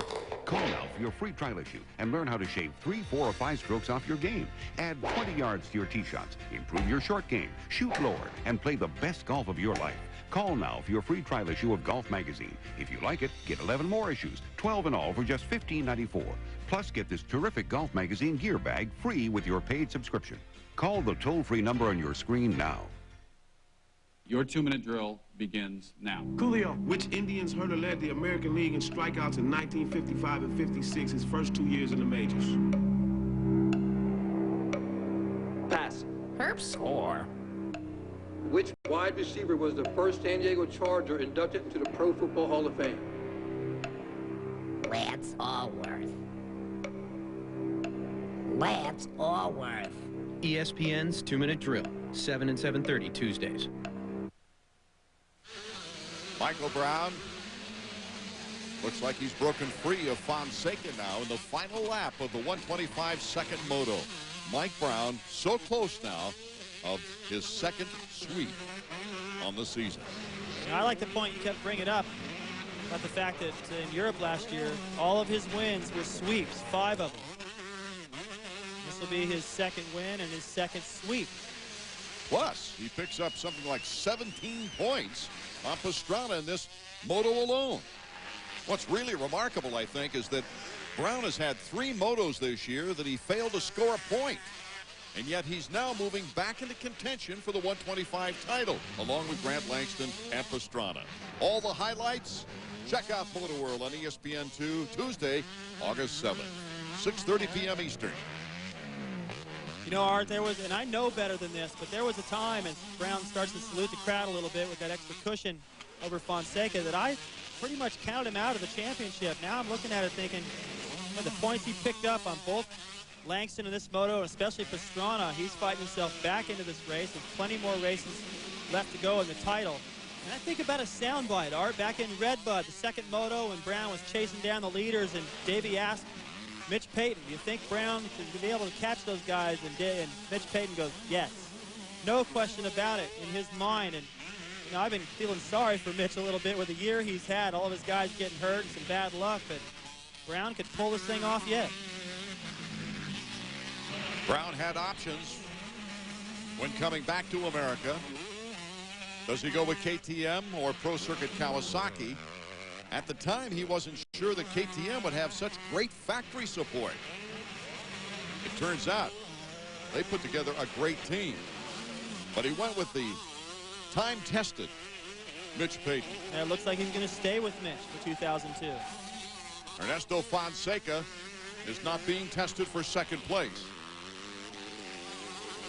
He's got somebody backed up pretty close, but he's still got enough of a lead. It's forced him to keep the pace up, which is keeping him pretty close to Brown, but it's going to be too late. It would be his best moto of the year. A third at Hangtown was his best prior. The checkers from Mike Brown. And look at this. He's calling Fonseca over. Ernesto not quite sure he wants to get too close. It'd be interesting to be a mouse in that discussion. Looks like Mike is trying to explain something to him, David. Yeah, it looks like they're friends about this now. You know what? I think Brown is impressed that Ernesto had the nerve to get up there and race him that way. Langston picked up more points on Pastrana. Let's go to Davey. Mike, it was just like the first moto. You come to the gate first before anyone. You get to the finish line first. Yeah, I'm going to start that every weekend. I tried something different this week. And, you know, first of all, I got to thank Bridgestone. My tires are great this week, man. I'm pumped on it, ready for the rest of them. And my Kawasaki Spitfire Pro Circuit Thor is awesome. You've had some run-ins with Ernesto Fonseca the last couple weeks. Looked like he gave you a little back today. Yeah, he did. You know, I deserve it. I've hit him 3 weekends. I told him that's racing. That's fine, you know. Whatever comes around goes around, and I'm just out there to race like he is. As far as the championship goes, you got another big haul on points. Langston and Pastrana right back towards the end of the top 10. You're right back in the championship chase. Yeah, I just got to not get overconfident, just go out and act like I'm still last and just go for it. Good ride. Thanks.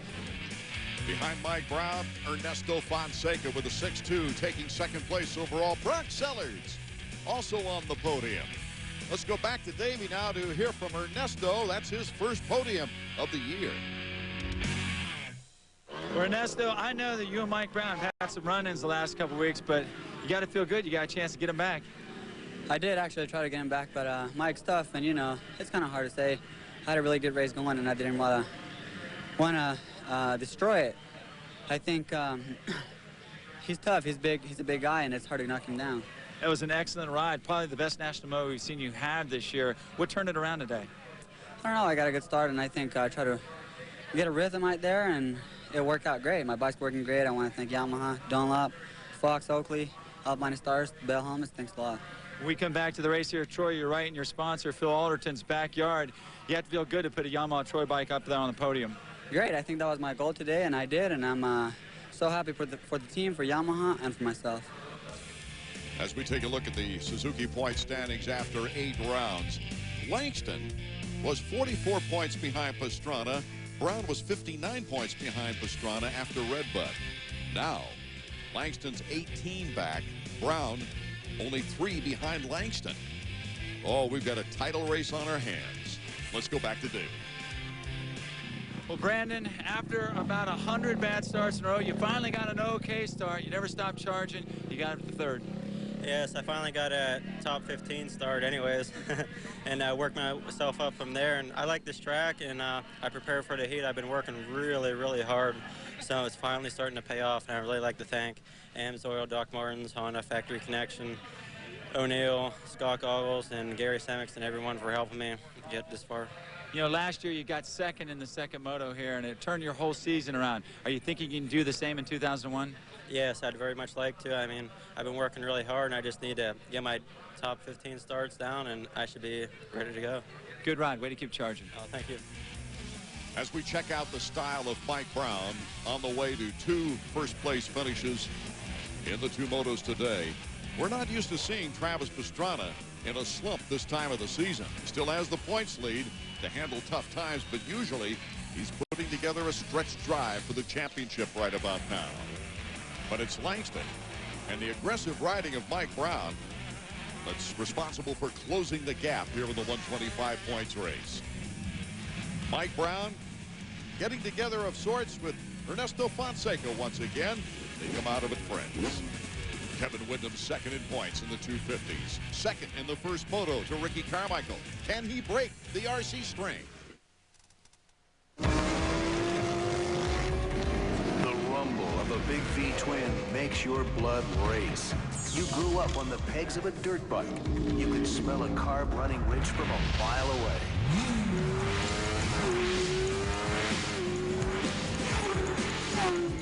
Call 1-800-994-3664 to find out how you can become one of the best technicians in the world. Motorcycle Mechanics Institute. More riders.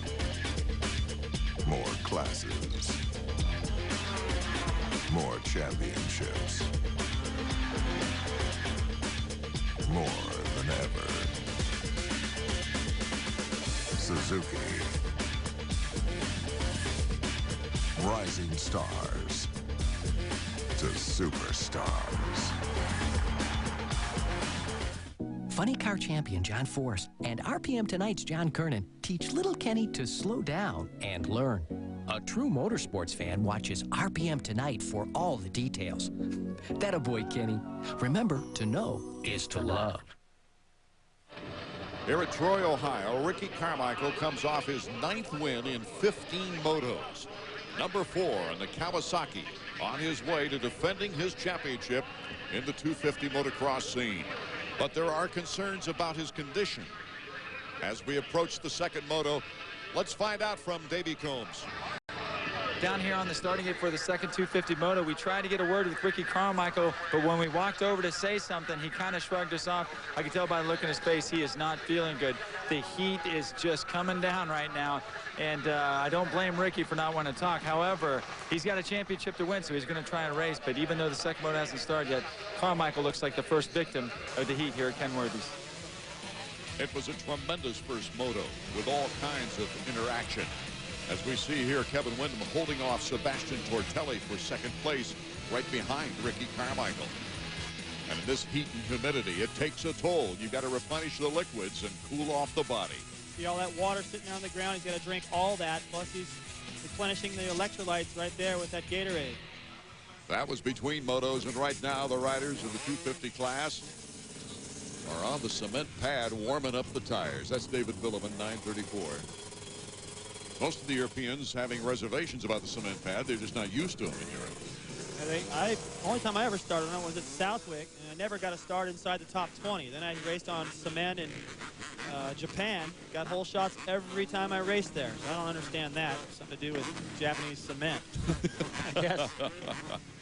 Ricky Carmichael, despite his condition, a stomach virus, and the heat, tries to go 2 for 2. Ryan Hughes right next to him, number 120. Sebastian Tortelli, number 13. We're off and running. Second moto. Roncada gets caught behind. Tim Ferry. Great start for Ferry and Hughes and Dowd. Carmichael got stuck on the inside. See him way over there to the left. Came out pretty good behind LaRocco. John Dowd on the big KTM has moved into the lead as we look at the pack that follows.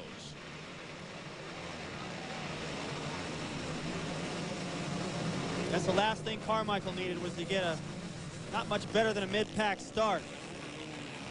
There's Roncada to the inside. Out in front, John Dowd, followed by Tim Ferry. After that tough time in the first moto for Ferry, he's out near the front. Yellow flags are out, and they're still coming over the triple. Tortelli's down. Looks like Wyndham just getting going. That's the second week in a row now. Tortelli having to come from last in one of the motos. He did it at Unadilla in the first moto, last to 5th. Trying to get his clutch lever spit. Try that while you're riding down the track. This guy has the worst luck. So you have the second and third finishers in the opening moto having to fight from behind and fight through the traffic. You know, the plus there, though, is Carmichael didn't get that great a start either. Here comes Tim Ferry. Ferry versus Dowd out front. Hughes is right behind him. 3-4 strokes. We need earplugs anywhere near that pack. Sounds like a 4-stroke national.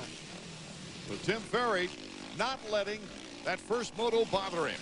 Carmichael moving up pretty good. He's already up there with Lusk, Rocco. Those guys have carved through the pack in his first half a lap.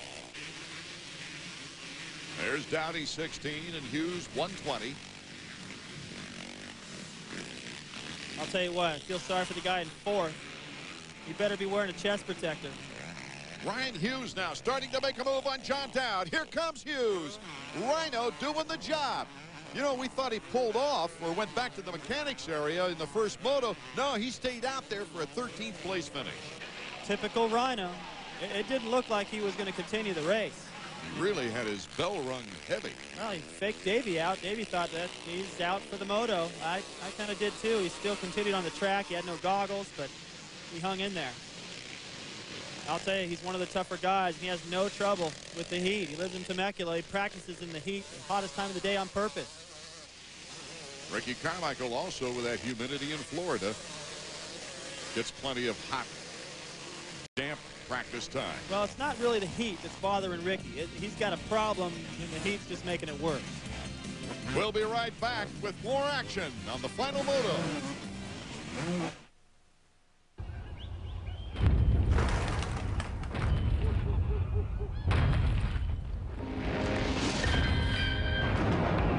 Introducing the all-new Silverado Heavy Duty.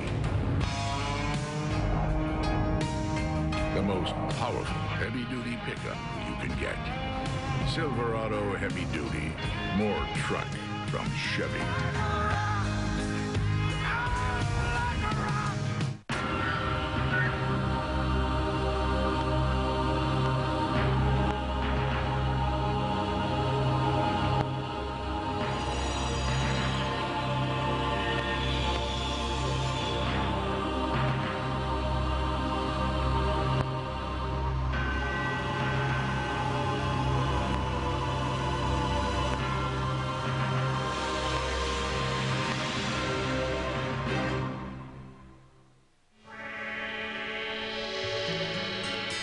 The compact Presario 1200T.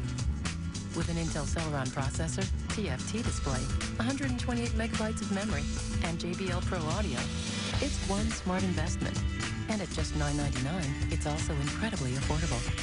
Call 1-888-529-7472 toll-free and get a $50 instant rebate off any Presario notebook with Intel processor. Hold on! I'm coming for you! The Suzuki King Quad is the only all-terrain vehicle that has a 3-speed sub-transmission. Hold on! And locking front differential that allows you to transfer power equally to all 4 wheels to get you where you need to go. I'm coming! Ah!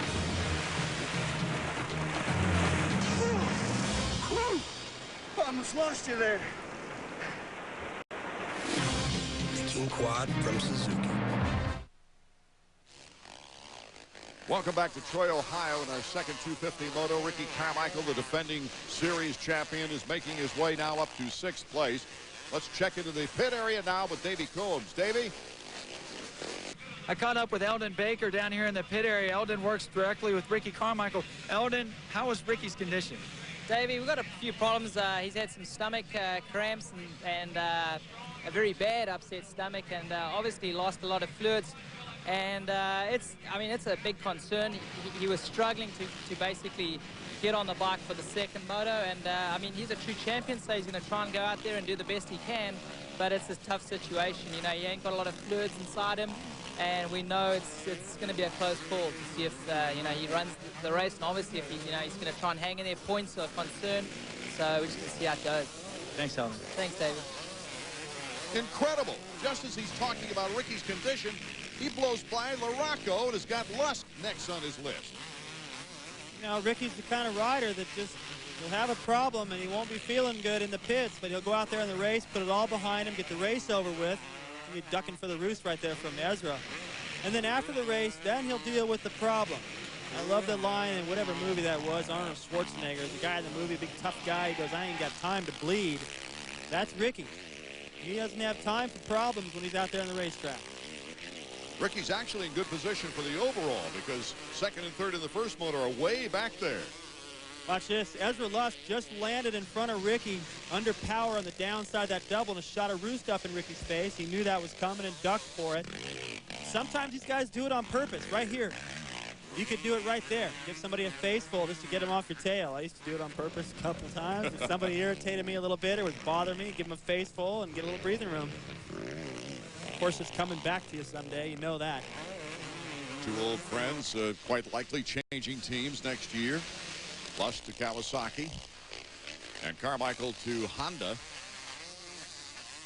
as we get set for the 2002 season. Oh, looks like Rhino behind the banner slipped out.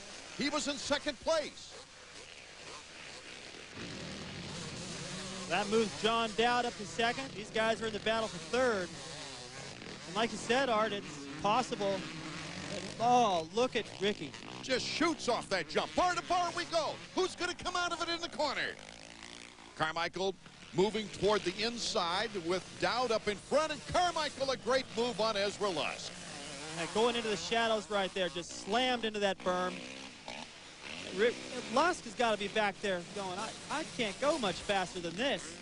And trust me, when these guys have a looks like Carmichael takes advantage of John Dowd right there. He gets a little out of control. And now Ricky goes over that plateau, looks to his left. He's looking at Ferry. From fourth to second place. These other guys, when somebody's hurt, they all hear about it. They all know that Ricky's got stomach problems. Ezra's probably thinking somebody's giving me bad information because I don't see anything wrong with that guy. Look at him go. Ricky in good position now for his 5th consecutive victory on the season. Carmichael just absolutely outstanding on this lap. And of course, he gets by Hughes here. You can see behind the sign, Hughes going down. He was in second place at the time. Carmichael has taken his place now in second. Look how deep those berms are getting in the trees. 3 or 4 berms in every corner, and this is all wide open here, so it's only hard to pass because everyone's so good now. They all know what each other are thinking. And Carmichael somehow always finds his way to the front, even if he has problems.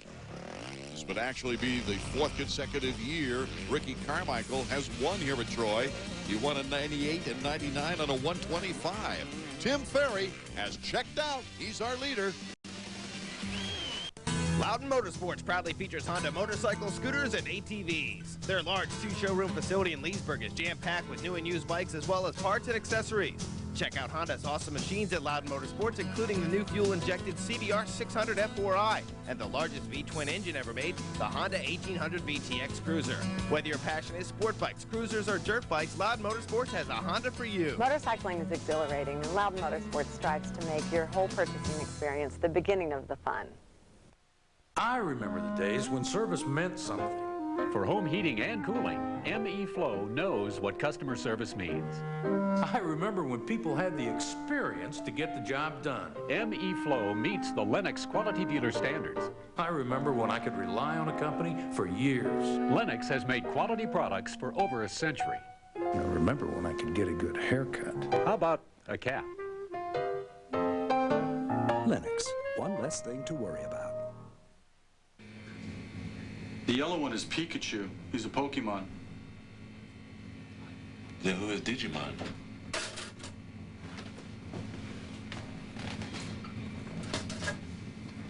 Thanks. Digimon is like a different group, wholly separate from the Pokemons. Thanks for clarifying that. Sure. Actually, Digimon means digital monsters. We're back in Troy, Ohio. As Tim Ferry has checked out, Ricky Carmichael, despite not feeling well, has moved into 2nd place. And the battle is on for 3rd with John Dowd, Ezra Lusk, and Mike LaRocco.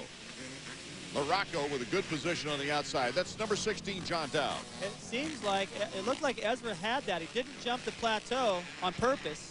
Those guys rode right around him. He's looking down at his front end, so something's going on there. I think Ryan's going to get back around him, too. Good recovery by Hughes. So Hughes' crash was a simple slip out as compared with his bang-bang play in the first moto. Carmichael already out of that corner, pinned, going after Ferry. So Florida and Florida out front again. And I keep saying, what's the deal with Florida? It used to be if you were from Florida, you couldn't win anything. The only guy I ever think of that could win was Kenny Keelan, and it was in Florida that he won. I finished 2nd to him in both motos. John Dowd ahead of this 3-rider train. He hooked up with a privateer effort with KTM support after the numbers game had him sitting out the Supercross season. Ryan Hughes in 5th. He's a never-give-up type of guy. Boy, there's a couple of that. All these guys are fighters, and they're all veterans. You know, of course, we talk about John Dowd being the old man. I don't really like to call him that, but he is. Well, he holds all the geriatric records in the sport. Oh, all right. And then, sorry, you got me there. Well, you got John Dowd back there. He's 35. He's getting up there, and John Dowd, and Ryan Hughes back there. These guys have all been around a long time. A lot of experience. Look at that. Oh, good experience move on LaRocco from John Dowd. Trouble in the pits, Davey? Take a look down here in the mechanics area. Ezra Lusk is pulled into the pits. Ezra off to a good start. They're looking at the front brake thing. Ironically, this is the exact same. Oh, you saw it burn Mike Oster's hands. This is the exact same thing that happened to Tim Ferry last week at Redbud. He had to pull off in the 2nd moto with a broken front brake assembly. You can see them trying to get it off. It looks like his front wheel is locked. Yeah, I thought something was wrong. Ezra kept looking down, and he slowed down, and, you know, this is a mess for Gosler. He's burned his hand already. And by the time they figure this out, he may drop outside the top 20. He might not be able to work his way in and get any points at all, so this may all be for naught. Still out there with a good battle. Ryan Hughes takes John Dowd, number 16, and Mike LaRocco now makes Dowd a Honda sandwich. Well, not for long. Pretty impressed with the way Hughes has come back. That first moto, he had a bad crash, sat there a long time, looked like he was going to pull out of it. Watch this outside move. Slingshots right around. Catches Dowd by surprise. Dowd's like, where'd he come from? Has to flinch and leave a little room for Rhino to get around. So now Rhino, after going down this moto again, just pushing a little hard in that tough rut before the 6-pack. was able to recover and get back in there and keep him pace with the guys out front. Here comes Mike LaRocco with great timing in that section. And he made it look easy getting around John Dowd. Dowd knew it too. He went a little bit wide, looked over. He's like, nah, forget it. I'm not going to fight with that guy. But if he can match their pace, you know, learn a little bit, put in a good moto, pick it up a little bit, he should be able to hold off the guys coming up from behind. Looks like maybe Billiman's starting to close in on him. For those of you just tuning in, Ricky Carmichael won the first 250 moto. And Tim Ferry has checked out here in moto number 2. Mike LaRocco tries to move up through the ranks. We'll be back with more action from Troy in a moment. When Suzuki introduced the original 4-stroke DR 350 and dual sport 350, it rocked motorcycling. Now, it's happening all over again. Introducing the all-new DRZ 400 and DRZ 400S from Suzuki. 4-stroke thunder. On-road or off.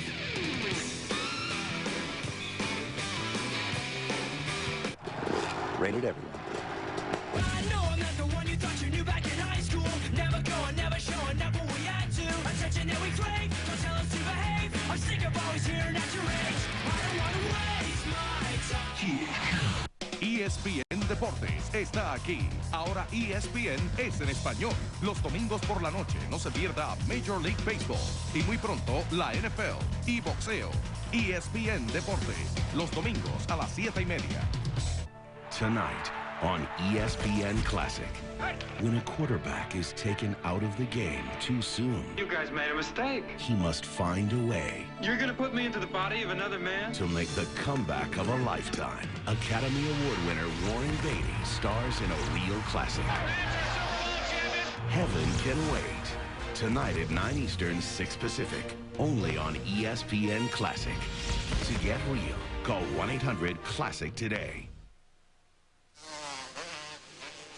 15th after the first lap. Kevin Windham has done a great job of moving up through the ranks. While we were away, he now started putting pressure on Ryan Hughes. Here's Windham with the pass.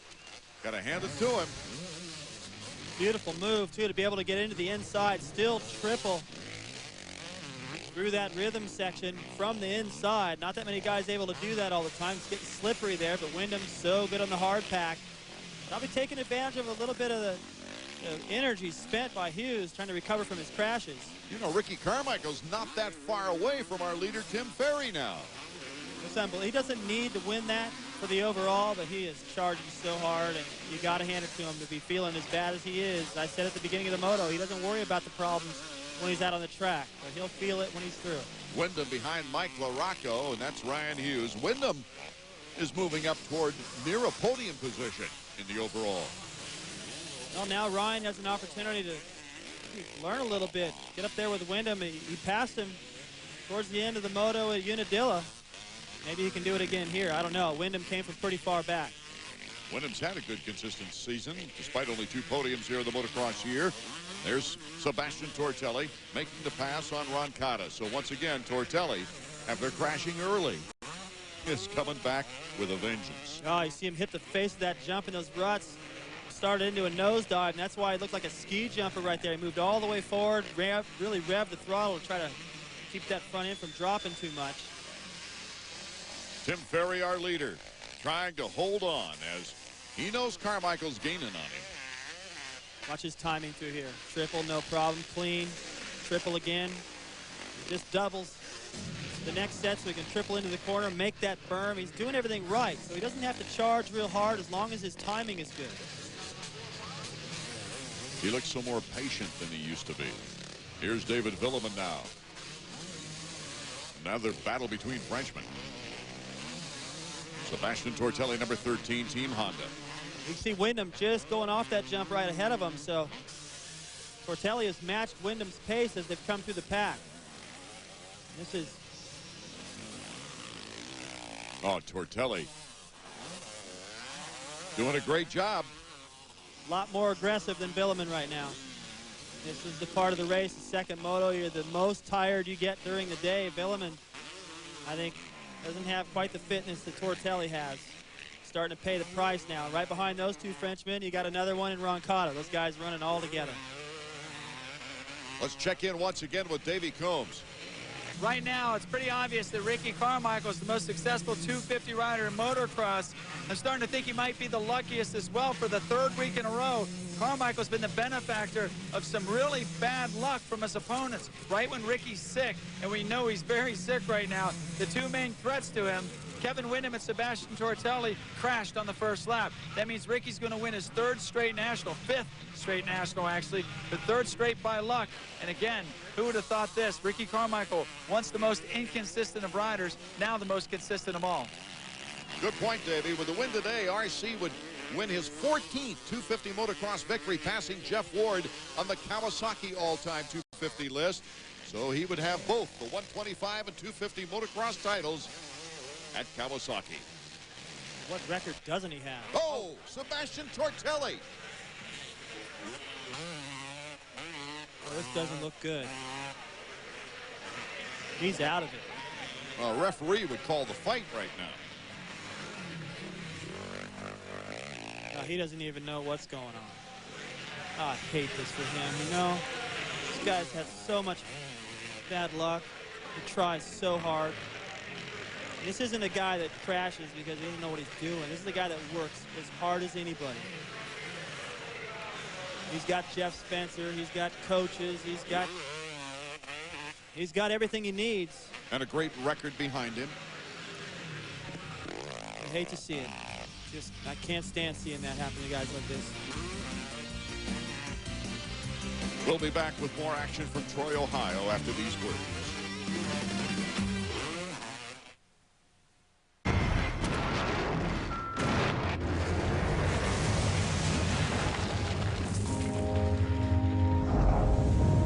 This is the all-new Silverado Heavy Duty. The most powerful heavy-duty pickup you can get.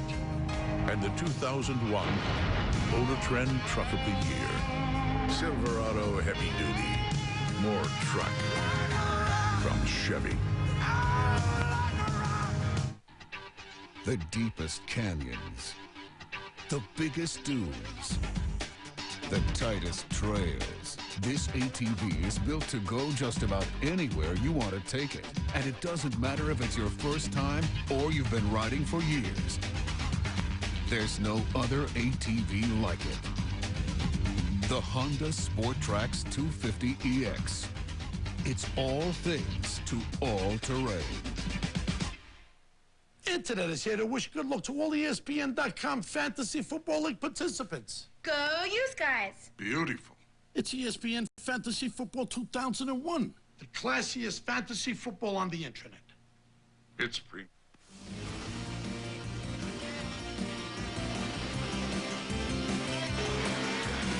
Chevy Trucks AMA Motocross is brought to you by Chevy Trucks, the most dependable, longest-lasting trucks on the road. And by Honda Motorcycles. For a great deal, see your Honda dealer during Honda's Red Hot Summer. Welcome back to Troy, Ohio, and it's Tim Ferry who's redeeming himself from a real tough 31st place in the first moto. He's leading, but Carmichael has really picked up the action, chipping away the time of Tim Ferry. It looked like he went to pull a tearaway a while back. That thing's flapping. You can hear it, too. It distracts you a little bit. He's going to have to find a point to reach up, get that thing loose. And Sebastian Tortelli recovering on the sideline with the medics. That's his wife just leaning in there. Jeff Stanton also leading in. Boy, is it possible to try too hard? This guy. Well, I don't want to kick a man when he's down, but, you know, he and Ezra both. They work hard. They want it. They're fast. They got the talent. They got the bike, I think. You know, I mean, a lot of guys on Hondas are crashing. I don't know if that's something there, but yeah, I feel bad for him. After that scene at Redbud where he's trying to push the bike up over the finish line and it's some bad luck. You know, the rest of it he's brought on himself, but here he was just trying to recover from it. You know, he got together with Windham. And he's trying to make up for lost time, and I think he was trying too hard. But you sure don't like to see stuff like that happen. Tim Ferry is on his way to winning another moto. This would be the second consecutive race that Tim Ferry has picked up a moto win. His first two of his 250 career, incidentally. Well, we know the guy can ride that four-stroke indoors. Salt Lake is when he really sprung to life after a string of fifth places. Now he's got it going on outdoors. The checkers for Ferry. Carmichael in second place. He doesn't look happy about this moto either. Seems in a hurry to get out of there. Leaning forward. I don't think he's feeling good, Art. He gave it everything he had. He ups his points lead once again, gaining about 9 points with his 5th consecutive victory. No one has won 6 consecutive events in 2 consecutive years. Ferry, Carmichael, LaRocco, the top 3. Hughes getting off the deck to place in 4th. Davies with Mike LaRocco. Mike, that looked like a tough moto out there. Guys falling everywhere, but just the heat had to have been hard. Yeah, definitely. Not a great start to come from behind on. I know Ricky did that second moto, and he got a pace going earlier than I did, and kind of picked up on it when I went by. But I got too slow on my Amsoil Honda that time. But it was a tough race. It was hot. Track was choppy and fast, and not a lot of different stuff out there.